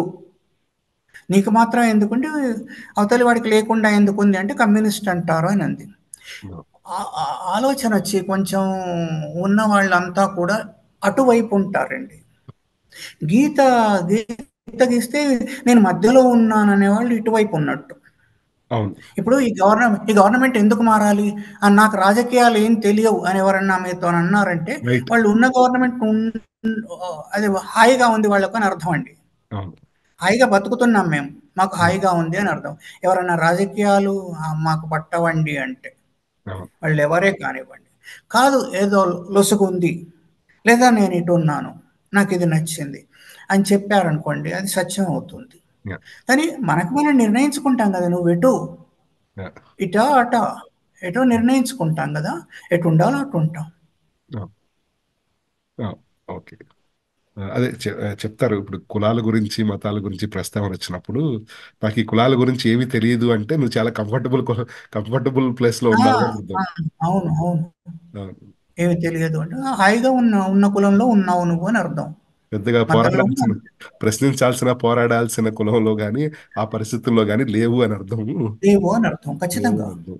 ఆ, అవును. దాని గురించి ఒకటి చెప్తారు, privilege is invisible to those who have it అని. Yes yes yes yes. వాళ్ళకి తెలియదు, ప్రివిలేజ్డ్ పీపుల్కి వాళ్ళు ప్రివిలేజ్డ్ అనే విషయం తెలియదని. అవును. కరెక్ట్. సో మీరైతే అంశాన్ని బట్టి వెళ్తా అంటారు కానీ మీకు ఎప్పుడు సెంటర్ లెఫ్ట్ అని కానీ, నేను ఇటు సైడ్ ఉన్నానని కానీ, లేకపోతే మరి టువర్డ్స్ మార్క్సిజం కానీ. ఇంకొకటి చెప్తానండి. నిన్నటి దాకా తెలంగాణలో జూనియర్ డాక్టర్ సమ్మె జరిగింది. నిన్న కాల్ ఆఫ్ చేశారు. గవర్నమెంట్తో మాట్లాడుకున్న తర్వాత వాళ్ళ సాలరీస్ వాళ్ళకు వస్తే డిమాండ్స్ తీరుస్తున్నారు, అయిపోయింది. ఇప్పుడు ఒక పేషెంట్కు డాక్టర్కు మధ్య కాన్ఫ్లిక్ట్ వచ్చింది అనుకోండి, మీరు ఎటు ఉంటారు? అంటే థియరీ ఆఫ్ జస్టిస్ ఆబ్వియస్లీ గురించి పేషెంట్ వైపు ఉంటారు. పేషెంట్ వైపు ఉంటాము. థియరీ ఆఫ్ జస్టిస్ మనం ఎవరిది జస్టిస్ అనేది గుర్తించాలి ఒక డిబేట్ ఉంది కదా సార్. అంటే ఇప్పుడు ఒక పేషెంట్కు డాక్టర్కు కాన్ఫ్లిక్ట్ వచ్చిందండి. ఆ, నేను మీకు రీజన్ ఏం చెప్పట్లేదు. వాళ్ళిద్దరూ ఆ డాక్టరు కావాలంటే పేషెంట్‌ని చంపగలిగే పరిస్థితిలో ఉంటాడు అవును. కదా! పేషెంట్ అంటే లేవలేకుండా ఉంటాడు. మీరు పేషెంట్ అంటే అర్థం చేసుకోండి. లేవలేకుండా ఉంటాడు. మంచంపై పడి ఉంటాడు. Doctor can kill him. Yeah. చంపుతారనట్లేదు. సో వాళ్ళ Yeah. ప్రాణరక్షకులు, వాళ్ళకు చేతులెత్తి మొక్కాలి. ఆ పరిస్థితి అక్కడ ఉంటుంది. మీరు ఎవరిని సమర్థిస్తారు? అంటే బై డిఫాల్ట్ గా మనం ఆబ్వియస్లీ పేషెంట్‌ని. బలహీనుడి పక్షాన ఉండటం అనేది బలహీనుల సహజ పక్షం న్యాయం ఉంటారు. అవుతుంది అంటారు. అయినంత మాత్రాన మీరు కమ్యూనిస్ట్‌లా? అవును. అట్లాగే డా డాక్టర్స్‌కు, గవర్నమెంట్‌కు మధ్య కాన్ఫ్లిక్ట్ వచ్చిందనుకోండి. గవర్నమెంట్ ఎప్పుడు కూడా అప్పర్ సైడ్ ఇది ఉంటుంది, అప్పర్ హ్యాండ్ ఉంటుంది వాళ్ళది ఉమ్, కదా. ఇప్పుడు మనం ఉమ్, పేషెంట్ డాక్టర్ ఎట్లా అనుకున్నాం, డాక్టర్ గవర్నమెంట్ చూసినట్టయితే ఉమ్, ఉంటాం. అప్పుడు మీరు డాక్టర్ దగ్గర ఉంటారు కదా, ఆ, డాక్టర్తో నిలబడతారు కదా. ఉమ్. మరి మీరు పేషెంట్ నుండి డాక్టర్ను వ్యతిరేకించారు కదా, మీరేమిటి అని అడిగితే ఏం చెప్తారు మనం ఎప్పుడు కదా. ఎప్పటికప్పుడు ఎప్పటికప్పుడు పరిస్థితులను బట్టి మనం ఎటు సైడ్ తీసుకుంటున్నాం అనేది కూడా మారిపోతూ ఉంటుందండి. నిన్న ఉన్న సత్యం వాళ్ళ కాకపోవచ్చు మనం ఎప్పుడు బై డిఫాల్ట్ గా విక్టిమ్ సైడ్, బలహీన సైడ్ తీసుకోవటం అనేది సహజ న్యాయం కదా. అవుతుంది అని. అంతే అయినంత మాత్రాన మీరు కమ్యూనిస్ట్లా అవును. ఓకే. కదా. ఒక ఉద్యోగికి బలవంతుడైన యజమానికి కాన్ఫ్లిక్ట్ వచ్చిందనుకోండి, కొంచెం ఉద్యోగిదే తప్పు ఉందనుకోండి, అయినంత మాత్రాన వాడు ఉద్యోగాన్ని కోల్పోయే పరిస్థితి వస్తుందనుకోండి, ఉమ్, తప్పెవరిది వాడిదే కనిపిస్తుంది. ఉమ్, కానీ మీరు ఎటువైపు ఉంటారు? అవును. ఆబ్వియస్లీ ఉద్యోగి వైపు ఉంటారు. క్షమించవచ్చు కదా అంటారు, ఎందుకంటే వీడి బతుకు నాశనం అవుతుంది ఉద్యోగం లేకపోతే. వాడు అవును. ఇలాంటి ఉద్యోగులు రాకపోతే 10 మందిని పెట్టుకోగలడు కదా. కాబట్టి ఇటు నిలబడతాం కదా. యా. అదేనండి, అది దాంతోని మీరు ఇజమ్స్ జడ్జి చేయలేరు, ఓకే. ఎందుకంటే ఇప్పుడు ప్రస్తుతం అట్రిబ్యూట్ నడుస్తున్న చేయలేరు అని నా ఉద్దేశం. అవును సార్. అంటే ఇప్పుడు మనం డాక్టర్ అండ్ పేషెంట్ కానీ, లేకపోతే కార్మికుడు, ఫ్యాక్టరీ యజమాని లాంటి ఎగ్జాంపుల్స్ లో అవును, మనకి కొంత అవును, బలహీనుడు ఎవరు, విక్టిమ్ ఎవరు అనేది కాస్త స్పష్టత ఉంటుంది. బ్లాక్ అండ్ అవునవును, వైట్, అవును, ఇలాంటి అవును, బ్లాక్ అండ్ వైట్ ఎగ్జాంపుల్స్ లో మనం టేక్ తీసుకోవటం ఈజీ అవుతుంది. అవును. అండ్ మనం కానీ ప్రజలకు కానీ మనం ఎక్స్ప్లెయిన్ చేసుకోగలం. ఇది black and white cases are easy. But ఇప్పుడు దేశంలో చర్చ జరుగుతుంది ఏంటంటే, అసలు ఫండమెంటల్ గా సొసైటీ ఎలా ఆర్గనైజ్ అయి ఉండాలి, రైట్ వింగ్ సొసైటీ ఉండాలి, అంటే అసమానత అనేది సహజమని, ఎప్పుడూ స్ట్రక్చర్డ్ ఒక లేయర్డ్ సొసైటీ ఉంటుంది అని నమ్మే రైట్ వింగర్స్ ఉన్నారు. కానీ మనం ఎప్పుడు సమానత్వం ఉండాలి అని అనుకునే లెఫ్ట్ వింగర్స్ ఉన్నారు. ఇప్పుడు కులాల వ్యవస్థ చూసుకున్నా కూడా, ఈ కులాలు, ఈ నిచ్చెన మెట్ల వ్యవస్థ, ఈ పిరమిడ్ స్ట్రక్చర్ ఉండాలి అనుకునే వాళ్ళు కొందరు ఉన్నారు. ఇదే నిజమని నమ్మినప్పుడు దానికి వ్యతిరేకంగా మాట్లాడే వాళ్ళందరూ ద్రోహులు అవుతారు. అంటే మనం రైట్ వింగర్స్కి ఏమవుతుందంటే, అసలు సమా సమానత్వం కావాలనటమే ద్రోహం, సమాజానికి ద్రోహం అంటారు వాళ్ళు. ఆ, ఎందుకంటే వాళ్ళు అసమానత అనేది ఇన్ఎవిటబుల్, సమాజం నడవాలంటే అసలు ఇది ఫ్యాలసీ, సమానత్వం రావటం అనేది వాళ్ళ నమ్మకం. ఇప్పుడు మతాన్ని నమ్మే వాళ్ళు కూడా ఇంచుమించుగా, మీరు మనం ఏ మతమైనా తీసుకుంటే, మతాలన్నీ అట్ ద ఎండ్ అవి రైట్ వింగ్ ఒక స్ట్రక్చర్ ని అడ్వకేట్ చేస్తూ ఉంటాయి. ముఖ్యంగా అన్ని మతాల్లో మహిళలకి మహిళల్ని అన్ని మతాలు మహిళల్ని పురుషులతో సమానంగా చూడవు. దీంట్లో ఎంత మతాలన్నీ ఆడిస్తే అంత గొప్ప మతం. దీంట్లో మతాలన్నీ ఒక ఒక ఒక స్పష్టమైన రూల్ అయితే ఫాలో అవుతుంటారు. మేమందరం ఒకటే అని ఎక్కడ చెప్పుకుంటారంటే, ఎవ్వరు మహిళల్ని ఈక్వల్ గా చూడరు. ఆ, ఇవి ఉంటాయి. మనం ఇది నమ్మినప్పుడు, ఇప్పుడు మీరు ఒక పర్టికులర్ మతం, ఒక స్త్రీలు బయటికి రాకూడదు అని నమ్మినప్పుడు, బయటికి రావచ్చు, స్వేచ్ఛ ఉండొచ్చు, స్త్రీ మాట్లాడొచ్చు అని అడగటమే ఆ, అన్యాయం అంటారు. అవును, అంటే మన కోర్ అవును. బిలీఫ్స్ ఏమి నమ్ముతున్నావో దాని నుంచి ఓరియంట్ అయి ఉంటాయి కదా, ఎవరు విక్టిమ్, ఎవరు అఫెండర్ అనేది రివర్స్ అయిపోతూ ఉంటాయని. అది. ఆ, ఇప్పుడు పెద్ద సమాజం ఉందండి, అవును. దానికి కొన్ని నామ్స్ ఉన్నాయి, అవి బలంగా ఉంటాయి. అవును. బలంగా ఉండి ఇండివిజువల్‌ను అన్ని రకాలుగా బాధ పెట్టొచ్చు అవును. పెట్టొచ్చు. కదండీ! అవును. పెట్టొచ్చు. ఇప్పుడు సతీ ఉంది. సతీ ఉండేది గదా. అవును. అంటే వైఫ్‌ని గూడా కాల్చేయడం ఉండేది గదా. అవును. మరి అది ఎవరితో స్టార్ట్ అయింది? ఇండివిడ్యువల్‌గా స్టార్ట్ చేశారు. అదొక ఉద్యమంలాగా అయింది. బ్రిటిషర్స్ వచ్చి వాళ్ళ అభిప్రాయం ఇది అని చెప్పి మన అభిప్రాయం మార్చుకుంటామా? ఫైట్ అవును. చేస్తాం. ఫైటింగ్ ఎప్పుడు ఇస్తుంటాం. ఇప్పుడు యూత్ కూడా మిలిటెంట్ లాగా ఉండాలండి. దాంట్లో పడి ఆ మతమే గొప్పదనుకోనో, లేకుంటే సాంఘిక సంప్రదాయాలే గొప్పవనుకోనో, ఆచారాలే గొప్పవనుకోనో ఉండే కన్నా కొంచెం క్వెషన్ చేసేటట్టు ఉండాలి కదా. అవును, మనకు ఈజీగా ఉంటుందండి. మీ తల్లిదండ్రులు, తాతల తాతలు చెప్పినవన్నీ ఫాలో అవుతూ వస్తున్నారనుకోండి, అటు సమాజం యాక్సెప్ట్ చేస్తుంది, ఇటు కుటుంబం యాక్సెప్ట్ చేస్తుంది. మీరు కడుపులో కదలకుండా హాయిగా జీవితాంతం బతికేయగలరు కదా. అవును. అది కాదు అనుకున్నప్పుడే, కాదేమో అనుకున్నప్పుడే కాన్ఫ్లిక్ట్ స్టార్ట్ అవుతుంది అవును. కదండి. అవును. మరి అలాంటప్పుడు ఎటువైపు ఉంటాం, ఏం చేస్తాం? తప్పనిసరిగా ఆలోచన అనేది పెరుగుతుంది. ఆలోచన పెరగాలి కూడా. ఆలోచన పెరగకుంటే మనం ఇంకా భూమి బల్లపరపుగా ఉందని నమ్మేవాళ్ళం కదండి. అవును. అవును. అవును. కదా, సూర్యుడు భగవానుడు, చంద్రుడు భగవానుడు అనే అవును. నమ్మేవాళ్ళం కదా. అవును. ఆలోచన పెరగకుంటే ఎట్లా? ఆహ్, యాపిల్ పండు తలపైన పడకుంటే అందరికి ఆలోచన రాలేదు. ఒకరికే కదా వచ్చింది. అవును. ఇప్పుడంతా మనమంతా నమ్ముతున్నాం భూమికి ఆకర్షణ శక్తి ఉంది. ఇతర ఇతర గ్రహాలకు వాటి వాటి సైజును బట్టి తక్కువ, ఎక్కువ ఉంది. అందువల్లే తిరుగుతున్నాయని అంతా స్పష్టంగా నమ్ముతున్నాం. అవును. కదండీ! మరి ఆలోచన పెంచేసినట్టయితే ఒక 100 ఏళ్ల కిందో, 1000 ఏళ్ల కిందో బల్బులుండేవి కావు. మనకి కంప్యూటర్ ఉండేది. తప్పు కదా ఇదంతా. అవును. అవును. ఇంకోటి మనం ఎలాగో ప్యాంట్ షర్ట్స్ ఏసుకోవడానికి లేదు. అవును. లేదు. క్రాఫ్ట్ చేసుకోవడానికి లేదు. గడియారాలు పెట్టుకోకూడదు. ప్రతి ప్రోగ్రెసివ్ ఐడియా కూడా అప్పుడు సమాజం మీద ఒక పోరాటమే యాక్చువల్‌గా. ఆ వచ్చిన కొత్తలో. పోరాటమే ఖచ్చితంగా. అప్పటి ఆయా సమాజాల పైన అప్పుడు పోరాటాలు లేకుంటే ఇప్పటిదాకా రాదు. ఇప్పుడు సతి చేసేవాళ్ళం గదా! అవును. హాయిగా. అవును. ఆమె పోతే మనకేంటి? అవును. మనం రిలిజియన్ టచ్ చేసాం కాబట్టి మీ ఇది కూడా అడగాలనుకున్నాను. మీరు హౌ మీరు రిలిజియన్ ఫాలో అవుతారా? గాడ్‌ని ఇప్పుడు పత్రికల మీద అది లెఫ్ట్ అయినా, రైట్ అయినా ఎవరైనా పత్రికల మీద ఆరోపణ ఉంటుంది. ఎంతో కొంత బయాస్డ్ ఉన్నారు. ఆహ్, ఒక పార్టీకో, ఒక ఐడియాలజీ వైపుకో ఉన్నారు అని.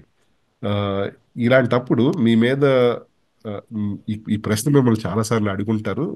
అందరూ చాలా మంది అడుగుంటారు. ఈ సందర్భానుసారం మీకు గైడెన్స్ ఏమన్నా వచ్చేదా? అంటే పత్రిక యాజమాన్యం నుంచి కానీ, రామోజీరావు గారి గురించి కానీ, మనం ఈ ఈ భావజాలంతో మనం వెళ్దాం అనుకుంటున్నాము అనేది ఈ ఈ మీ ఆర్ట్‌లో ఇది రిఫ్లెక్ట్ అవ్వాలి. మీ కార్టూన్స్‌లో ఇది రిఫ్లెక్ట్ అవ్వాలి. ప్రస్తుత రాజకీయాలను బట్టి అనేది ఎంతవరకు మీకు గైడెన్స్ ఇన్‌పుట్ ఉండేది? ఎంతవరకు మీరు సొంతంగా పూర్తి స్వేచ్ఛగా ఒక కార్టూన్ ఆ రోజున్న పరిస్థితిని బట్టి మీరు వేసేవారు?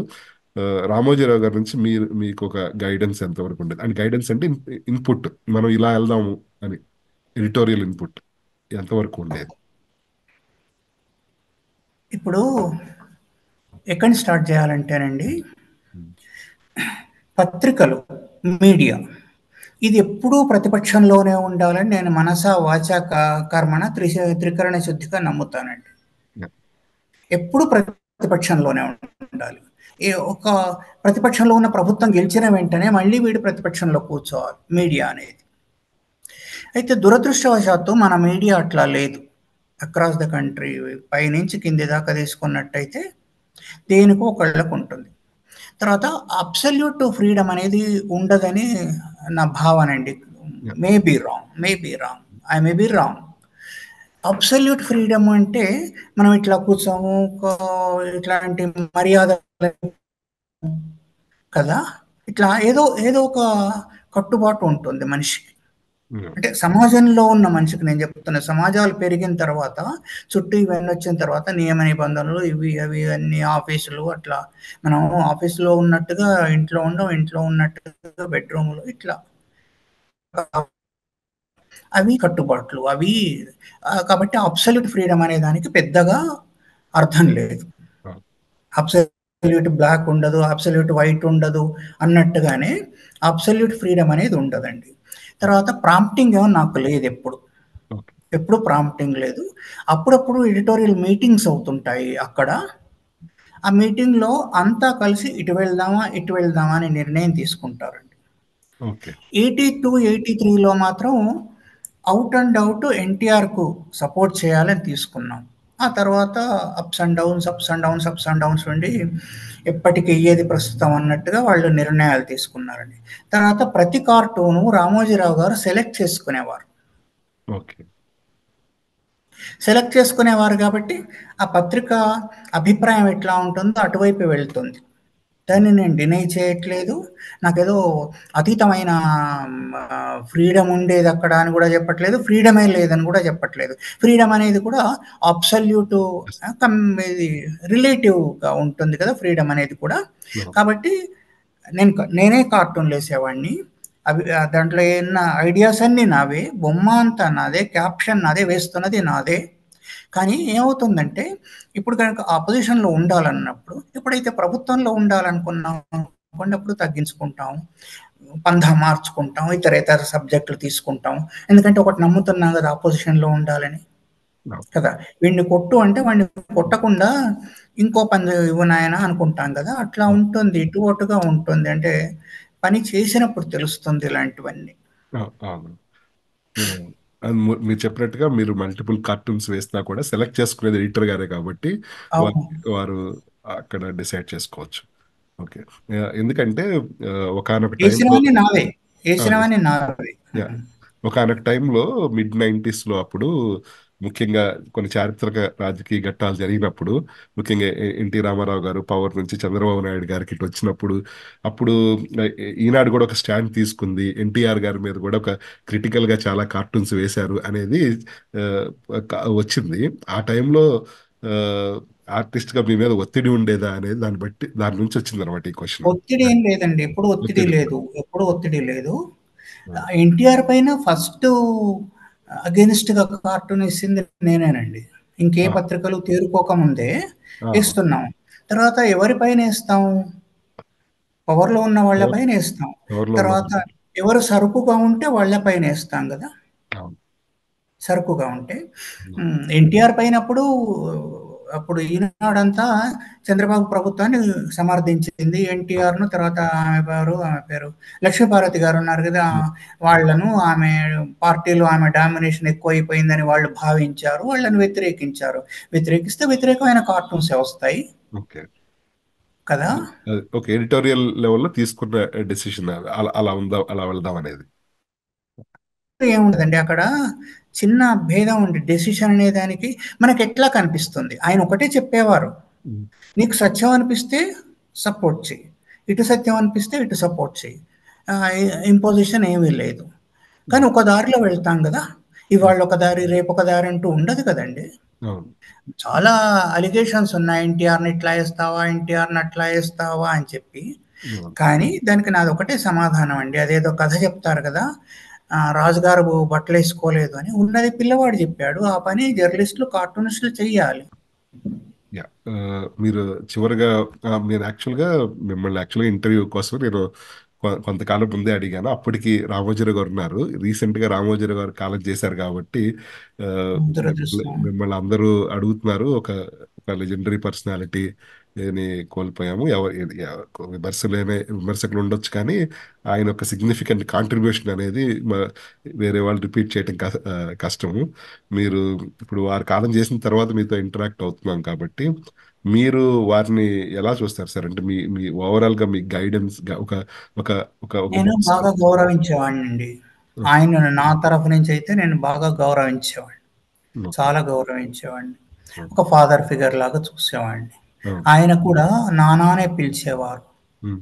లాస్ట్ వరకు గూడా. పేరు హ్మ్. పెట్టి పిలిచింది ఎప్పుడు లేదు. ఓకే. దాంతో రిలేషను అర్థమైపోతుంది. ఆ! హ్మ్. మంచి అభిప్రాయంతోనే ఉండేవారు. అక్కడంతా కూడా చాలా బాగా ఉండేవారు. మిగతా మిత్రులంతా కూడా ఎవరితోని ఎలాంటి కించిత్ 42 ఏళ్ళు పనిచేశాను గానీ, కించిత్తు అభిప్రాయ భేదాలు రావడం, హ్మ్. తేడాలు రావడం అది ఎవరితోని లేదు. ఏదన్నా ఇది కావాలి అంటే వెంటనే వచ్చేసేది నాకు ఈ పని జరగాలంటే. ఎవరైనా అట్లాగే చేసేవారు. హ్మ్. ఆయనతో పాటు హ్మ్. అంతా అట్లాగే జరిగేది. వాళ్ళ ఇంట్లో ఉన్న వాళ్ళలాగే ఉండేవారు. ఓకే. మీరు ఒక ఒక సందర్భంలో చెప్పారు. 'రామోజీరావు గారు ఈ 40 ఏళ్లలో ఎప్పుడు నా మీద కోప్పడినట్లు గాని, ఇలా ఎప్పుడు జరగలేదు అని. అవును. ఆహ్, అవును. ఇదసలు సత్యమే అది. ఇదసలు యాక్చువల్‌గా ఇది చాలా నమ్మడానికి చాలా ఆశ్చర్యకరంగా ఉంటుంది. అంటే అది ఆయన యొక్క లీడర్‌షిప్ స్కిల్, ఆయన మెంటరింగ్ స్కిల్లో లేకపోతే అదొక అరుదైన వ్యక్తిత్వమో గాని, ఇన్నేళ్లు ఆహ్, పని చేసినప్పుడు ఒక్కసారి కూడా కోప్పడకపోవటము, తీవ్ర అభిప్రాయ విభేదాలు వచ్చినప్పుడు వాటిని ప్రదర్శించకపోవటం అనేది ఒక అరుదైన ఆహ్, లక్షణం, వ్యక్తిత్వ లక్షణం అనుకోవచ్చు. ఆయన ఆయన విజయాలకి కారణం ఆయన మనస్తత్వం అనుకుంటారండి. ఇటువంటి మనస్తత్వం ఇలా డీల్ చేయగలగటం ఈ ఖచ్చితంగా. మనస్తత్వం అంటారా? ఆ! ఓహ్! ఖచ్చితంగా. ఆయన హ్మ్. మనస్తత్వం, ఆయన పని చేసే పద్ధతి, ఆయన కోపగించుకోకపోవటం కాకుండా ఇతరులకు కూడా చెప్పేవారాయన. ఓకే. ఏమనంటే ఆర్టిస్టులు సున్నితంగా ఉంటారు. వాళ్ళతో జాగ్రత్తగా ఉండాలని చెప్పి. ఓకే. సో, వారెప్పుడు ఆర్టిస్ట్‌లని ఈ ఈ దృష్టిలో పెట్టుకొని ఆయన గౌరవించారు. సొంతగా ఆర్టిస్టు. ఆర్టిస్ట్‌గా పనిచేశారు ఢిల్లీలో. ఆహా! వారు అడ్వర్టైజింగ్‌లో పనిచేసారంటే ఆర్టిస్ట్‌గా పనిచేసారా? పనిచేశారు. ఆర్టిస్ట్‌గా పనిచేశారాయన. ఆహా! Okay. He was an artist. Artist. Okay. వారు ఆర్టిస్టు. కానీ 'రామోజీరావు' గారు ఏ ఫీల్డ్‌లోకెళ్ళినా వారికి అపారమైన నాలెడ్జ్ ఉండేది. అది నార్మల్‌గా ఒక వ్యక్తికి అలా నాలెడ్జ్ కృషి చేస్తే మాత్రం అంత ఎలా వచ్చిద్ది అని కూడా అనిపిస్తది. వారు స్వతహాగా జర్నలిస్ట్ ఏం కాదు. జర్నలిజం చదువుకున్నవారు కాదు. కానీ ఆయన పత్రికలో ఏ ఆర్టికల్ ఫాంట్ ఎంత సైజ్ ఉండాలి, అది ఏ పేజ్‌లో పడాలి, ఎంత ఆర్టికల్ రాయాలి, అన్ని ఆయన ఎడిటర్‌లకు కూడా ఆయన గైడెన్స్ ఇచ్చేవారు. అంతే కదా! ఇవన్నీ వారికి ఎలా హోంవర్క్ తెలుసు? బాగా చేస్తారండి ఆయన. నేను చూసినంత వరకు ఉమ్, హోంవర్క్ చాలా చేస్తారు. ఉమ్, చాలా స్పీడ్ వర్క్ అక్కడ అయిన తర్వాత స్టార్ట్ చేస్తారు. ఒక 5, 6 ఏళ్ల మొదటి నుంచి ఆయనకు ప్లాన్ ఉంటుంది. 5, 6 ఏళ్ల మొదటి నుంచి అంతా మెట్టు, మెట్టు, మెట్టు, మెట్టు కడుతూ వెళ్తారు. అది ఇన్విజిబుల్. మనకు కనిపించదు. ఓకే. అంతా ఫైల్స్ తయారు చేసుకోవడం, కావాల్సిన ఇన్‌ఫ్రాస్ట్రక్చర్ తయారు చేసుకోవటం, ఎవ్రీథింగ్ తయారు చేసుకున్న తర్వాతనే పని ప్రారంభిస్తారు. పని ప్రారంభించేప్పుడు చేప్పుడప్పుడు అవతలి వాళ్ళకి కనిపిస్తుంది. ఈ వర్క్ అంతా కనిపించదు. ఎవరికి కూడా అంతే. మనం ఇంట్లో కూర్చొని చేసుకుంటున్నాం అనుకోండి. ప్లాన్ చేస్తున్నా ఏదన్నా. అది బయట తెలియదు కదా! అవును. అంత ప్లాన్ జరుగుతది. 5 ఏళ్ల ముందే ప్లాన్ చేసుకుంటారండి ఆయన. నేను చూసింది. ఓకే. అప్పుడు, అప్పుడొస్తుంది. ఇప్పుడు కలర్ ప్రింటింగ్ తీసుకోండి. కలర్ ప్రింటింగ్ ఈనాడు కన్నా ముందు వేరే పేపర్‌లు కలర్ ప్రింటింగ్ స్టార్ట్ చేశాయి. ఉమ్, కానీ వాళ్ళకెవ్వరికీ సొంతగా కలర్ ప్రింటింగ్ మిషన్స్ లేవు. ఈనాడు లేట్‌గా స్టార్ట్ చేసింది. కానీ ఈనాడు ఏం చేసింది? ముందు కలర్ ప్రింటింగ్ మిషన్. ప్రెస్ కొని, ఆ తర్వాత కలర్ ప్రింటింగ్ స్టార్ట్ చేశారు వాళ్ళు. అంటే వీళ్ళకు మధ్యలో ఆగిపోవడం అంటూ ఉండదు కదా! అవును. ఇప్పుడు వేరే ఆహ్, మెషిన్ దగ్గర వేరే కమర్షియల్‌గా ప్రింట్ చేయిస్తున్నాం అనుకోండి. వాళ్ళకేదైనా బల్క్‌ది ఎక్కువ లాభాలొచ్చేవి వచ్చాయనుకోండి. పేపర్ పక్కన పెట్టేస్తాడు గదా! అవును. అర్జెన్సీ ఏదన్నా ఉంటే. ఇది లేట్ అవుతుంది గదా! ఉమ్, అలాంటి ఇబ్బందులు రాకుండా ముందు జాగ్రత్త పడ్డాం. ముందు టీవీలు పెట్టేటప్పుడు కూడా అట్లాగే ముందు జాగ్రత్త పడ్డాం. ముందు ఆ డిష్ పెట్టించుకోవడం, అదంతా జేయడం, ఎట్లా అప్‌లోడ్ చేస్తాం అనేది చూసుకోవడం, ఇంకొకళ్ళ పైన ఆధారపడకుండా చేయడం అట్లా చేసేవాళ్ళం. ఓకే. ఓకే. అదే వారి ఒక అంత అపారమైన నాలెడ్జ్, అంత కృషి అనేది అది ఆశ్చర్యం వేస్తుంది. ఒక మనిషి ఒక జీవితంలో, ఒక జీవితంలో ఇంత అవును. సాధించారనేది నిజంగా. ఆహ్, నిజంగా. ఆహ్, ఆయన ఈచ్ యాస్పెక్ట్‌గా చూసుకుంటే, ఒక పత్రికాధిపతికి గాని, ఒక ఫుడ్ బిజినెస్‌లో గాని, సినిమాల్లో గాని, ఏది ఒక్కటి చూసుకున్నా ఒక లైఫ్ టైమ్ అచీవ్‌మెంట్ అనిపిస్తది. కానీ ఆయన ఒక లైఫ్ టైమ్‌లో అలాంటి అచీవ్‌మెంట్స్ అనేకం అనేకం అంతే. చేశారు కదా! ఆవకాయలంతే. అవును. న్యూస్ పేపర్ అంతే. ఎవ్రీథింగ్ అంతే. విపులా చతుర ఎవరికి రాని ఐడియా అది. అవును. ఒక ఇతరేతర భాషల కథలివ్వడం, ఒక నవల మొత్తం ఇవ్వడం ఇదంతా. ఆ పేర్లు కూడా చూడండి అందంగా ఉంటాయి. అవును. అవును. ఆహ్, ప్రియా పచ్చళ్ళు అని గాని, లేకుంటే అవును. విపుల అని గాని, చతుర అని అన్ని కానీ, వసుంధర అని కానీ ఏదైనా సరే అంత అందంగా. ఏదైనా డిఫరెంట్‌గా ఉంటాయి పేర్లు. అప్పుడు ఫ్రూట్ జ్యూస్ తయారు చేస్తారు. దానికి అవును. సోమ అని పేరు శోభ. పెట్టారు. హ్మ్.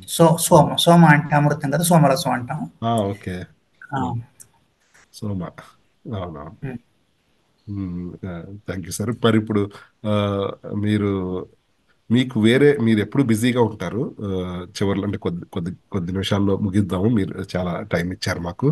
ఆహ్, ఆ! మీకు వేరే హాబీస్ ఏమైనా ఉన్నాయా? సినిమాలు చూస్తారా? స్పోర్ట్స్ చూస్తారా? మీకేమైనా హాబీస్ ఉన్నాయా? ఈ ఈ వర్క్‌తో పాటు? స్పోర్ట్స్ నాకు అర్థం కూడా కావండి. ఓకే. గొప్పది దాన్ని తక్కువ చేసేది లేదు. ఆ! దాని గొప్పతనం దానికుంటుంది. ఓకే. ఆహ్, గొప్పే కానీ నాకు అర్థం కాదు. కూర్చొని చూసినప్పుడు అర్థం కాదు. స్పోర్ట్స్ అర్థం సినిమాలు తక్కువే. ఓకే. థియేటర్‌కెళ్ళి చూడడం అస్సలు ఉండదు. హ్మ్. మొన్న ఎప్పుడో యూఎస్‌లో చూసాను ఒకటి. ఆ తర్వాత ఒకటి చూసాను అంతే. చాలా రేర్. చాలా. చాలా రేర్. ఓకే. ఓకే. ఇతర ఆర్ట్ ఫార్మ్స్ ఏమైనా ట్రై చేశారా మీరు? అంటే ఈ బొమ్మలు వేయటం కాకుండా సంగీతం గాని, సింగింగ్ గాని, లేదండి. అటువైపే ఇది కూడా దాన్నేమంటారు యాక్సిడెంట్. యాక్సిడెంట్. ఓకే. ఏదో ఇంట్రెస్ట్ ఉండేది. ఇటొచ్చేసాను గానీ, ఇది కూడా యాక్సిడెంటే.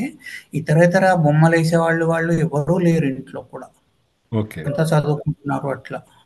ఓకే. ఇప్పుడు మీరు ఆహ్, ఈనాడు నుంచి రిటైర్ అయిన తర్వాత మీరు ఇప్పుడు టీచ్ చేస్తున్నారు. Post retirement. క్లాసెస్ హ్మ్. తీసుకుంటున్నానండి. 1 ఆర్ 2 అవర్సు. ఓకే. బొమ్మలు నేర్చుకుందాం అనుకునే వాళ్ళకు, చిన్న పిల్లలకి కాదు. 15 ఏళ్ళు పైబడిన వాళ్ళకు ఓకే. క్లాస్ తీసుకుంటున్నా. ఆన్‌లైన్ కాదు. డైరెక్ట్ క్లాసెస్ తీసుకుంటున్నారు. డైరెక్ట్ క్లాసెస్ తీసుకుంటున్నాను. హ్మ్. తర్వాత మిగతాదంతా ఎట్లా సర్దుబాటు చేసుకోవాలని అట్లా చూసి ప్లాన్ చేసుకుంటున్నాను. అదే మీరు చెప్తున్నారు. అదే మీరు ఇంకా పీహెచ్‌డీ టైం. చేద్దాం, రీసెర్చ్ చేద్దాం, పీహెచ్‌డీ చేద్దాం ఆ! అనుకున్నారు. ఆ! ఓకే. సో, 2 బుక్స్ కూడా రాశాను. ఆర్ట్ పైన రాశాను. ఈ ఈ ఎట్లా మధ్య నేర్చుకోవాలి. ఈ మధ్య కాలంలో రాసినవా సార్ అవి? ఈ మధ్య కాలంలోనే నేను ఈనాడు నుంచి బయటకొచ్చిన తర్వాత రాశాను.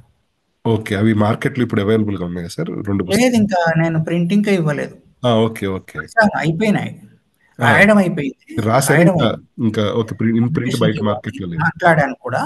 హ్మ్. పబ్లిషర్‌ని కూడా మాట్లాడాను. కానీ ఇవ్వలేదు నేను ఇంకా కొంచెం చిన్న చిన్న వర్క్స్ ఉన్నాయి. అది కంప్లీట్ చేసుకొని ఓకే. ఈ 2 పుస్తకాలు ఆర్ట్ టీచింగ్ గురించేనండి? ఆర్ట్ గురించి. ఆర్ట్ ఎట్లా నేర్చుకోవాలి. ఓకే. ఇంగ్లీష్‌లో ఒకటి, తెలుగులో ఒకటి సేమ్ బుక్ అనుకోండి. ఓకే. ఇంగ్లీష్‌లోను, బుక్స్ తెలుగులో. 2 గాని డిఫరెంట్ లాంగ్వేజెస్. అదొకటి, ఇదొకటి. తెలుగులో ఒకటి, ఇంగ్లీష్‌లో ఒకటి. Okay sir. మీరు నాకు చాలా సమయం ఇచ్చారు. మిమ్మల్ని ఏమైనా ఇబ్బంది పెట్టుంటే క్షమించాలి. లేదండి. ఏం ఇబ్బంది లేదు. హాయిగా గడిచింది. ఓకే. చాలా థాంక్స్ అండి. నేను థాంక్స్ చెప్పాలి మీకు. థాంక్ యూ వెరీ ఇది మచ్ సార్. చూసే వాళ్ళందరికి గూడా థాంక్స్ అండి. చూసే ఇదొక వాళ్ళందరికి గూడా అవకాశం. పదే నేను పదే థాంక్స్ అండి.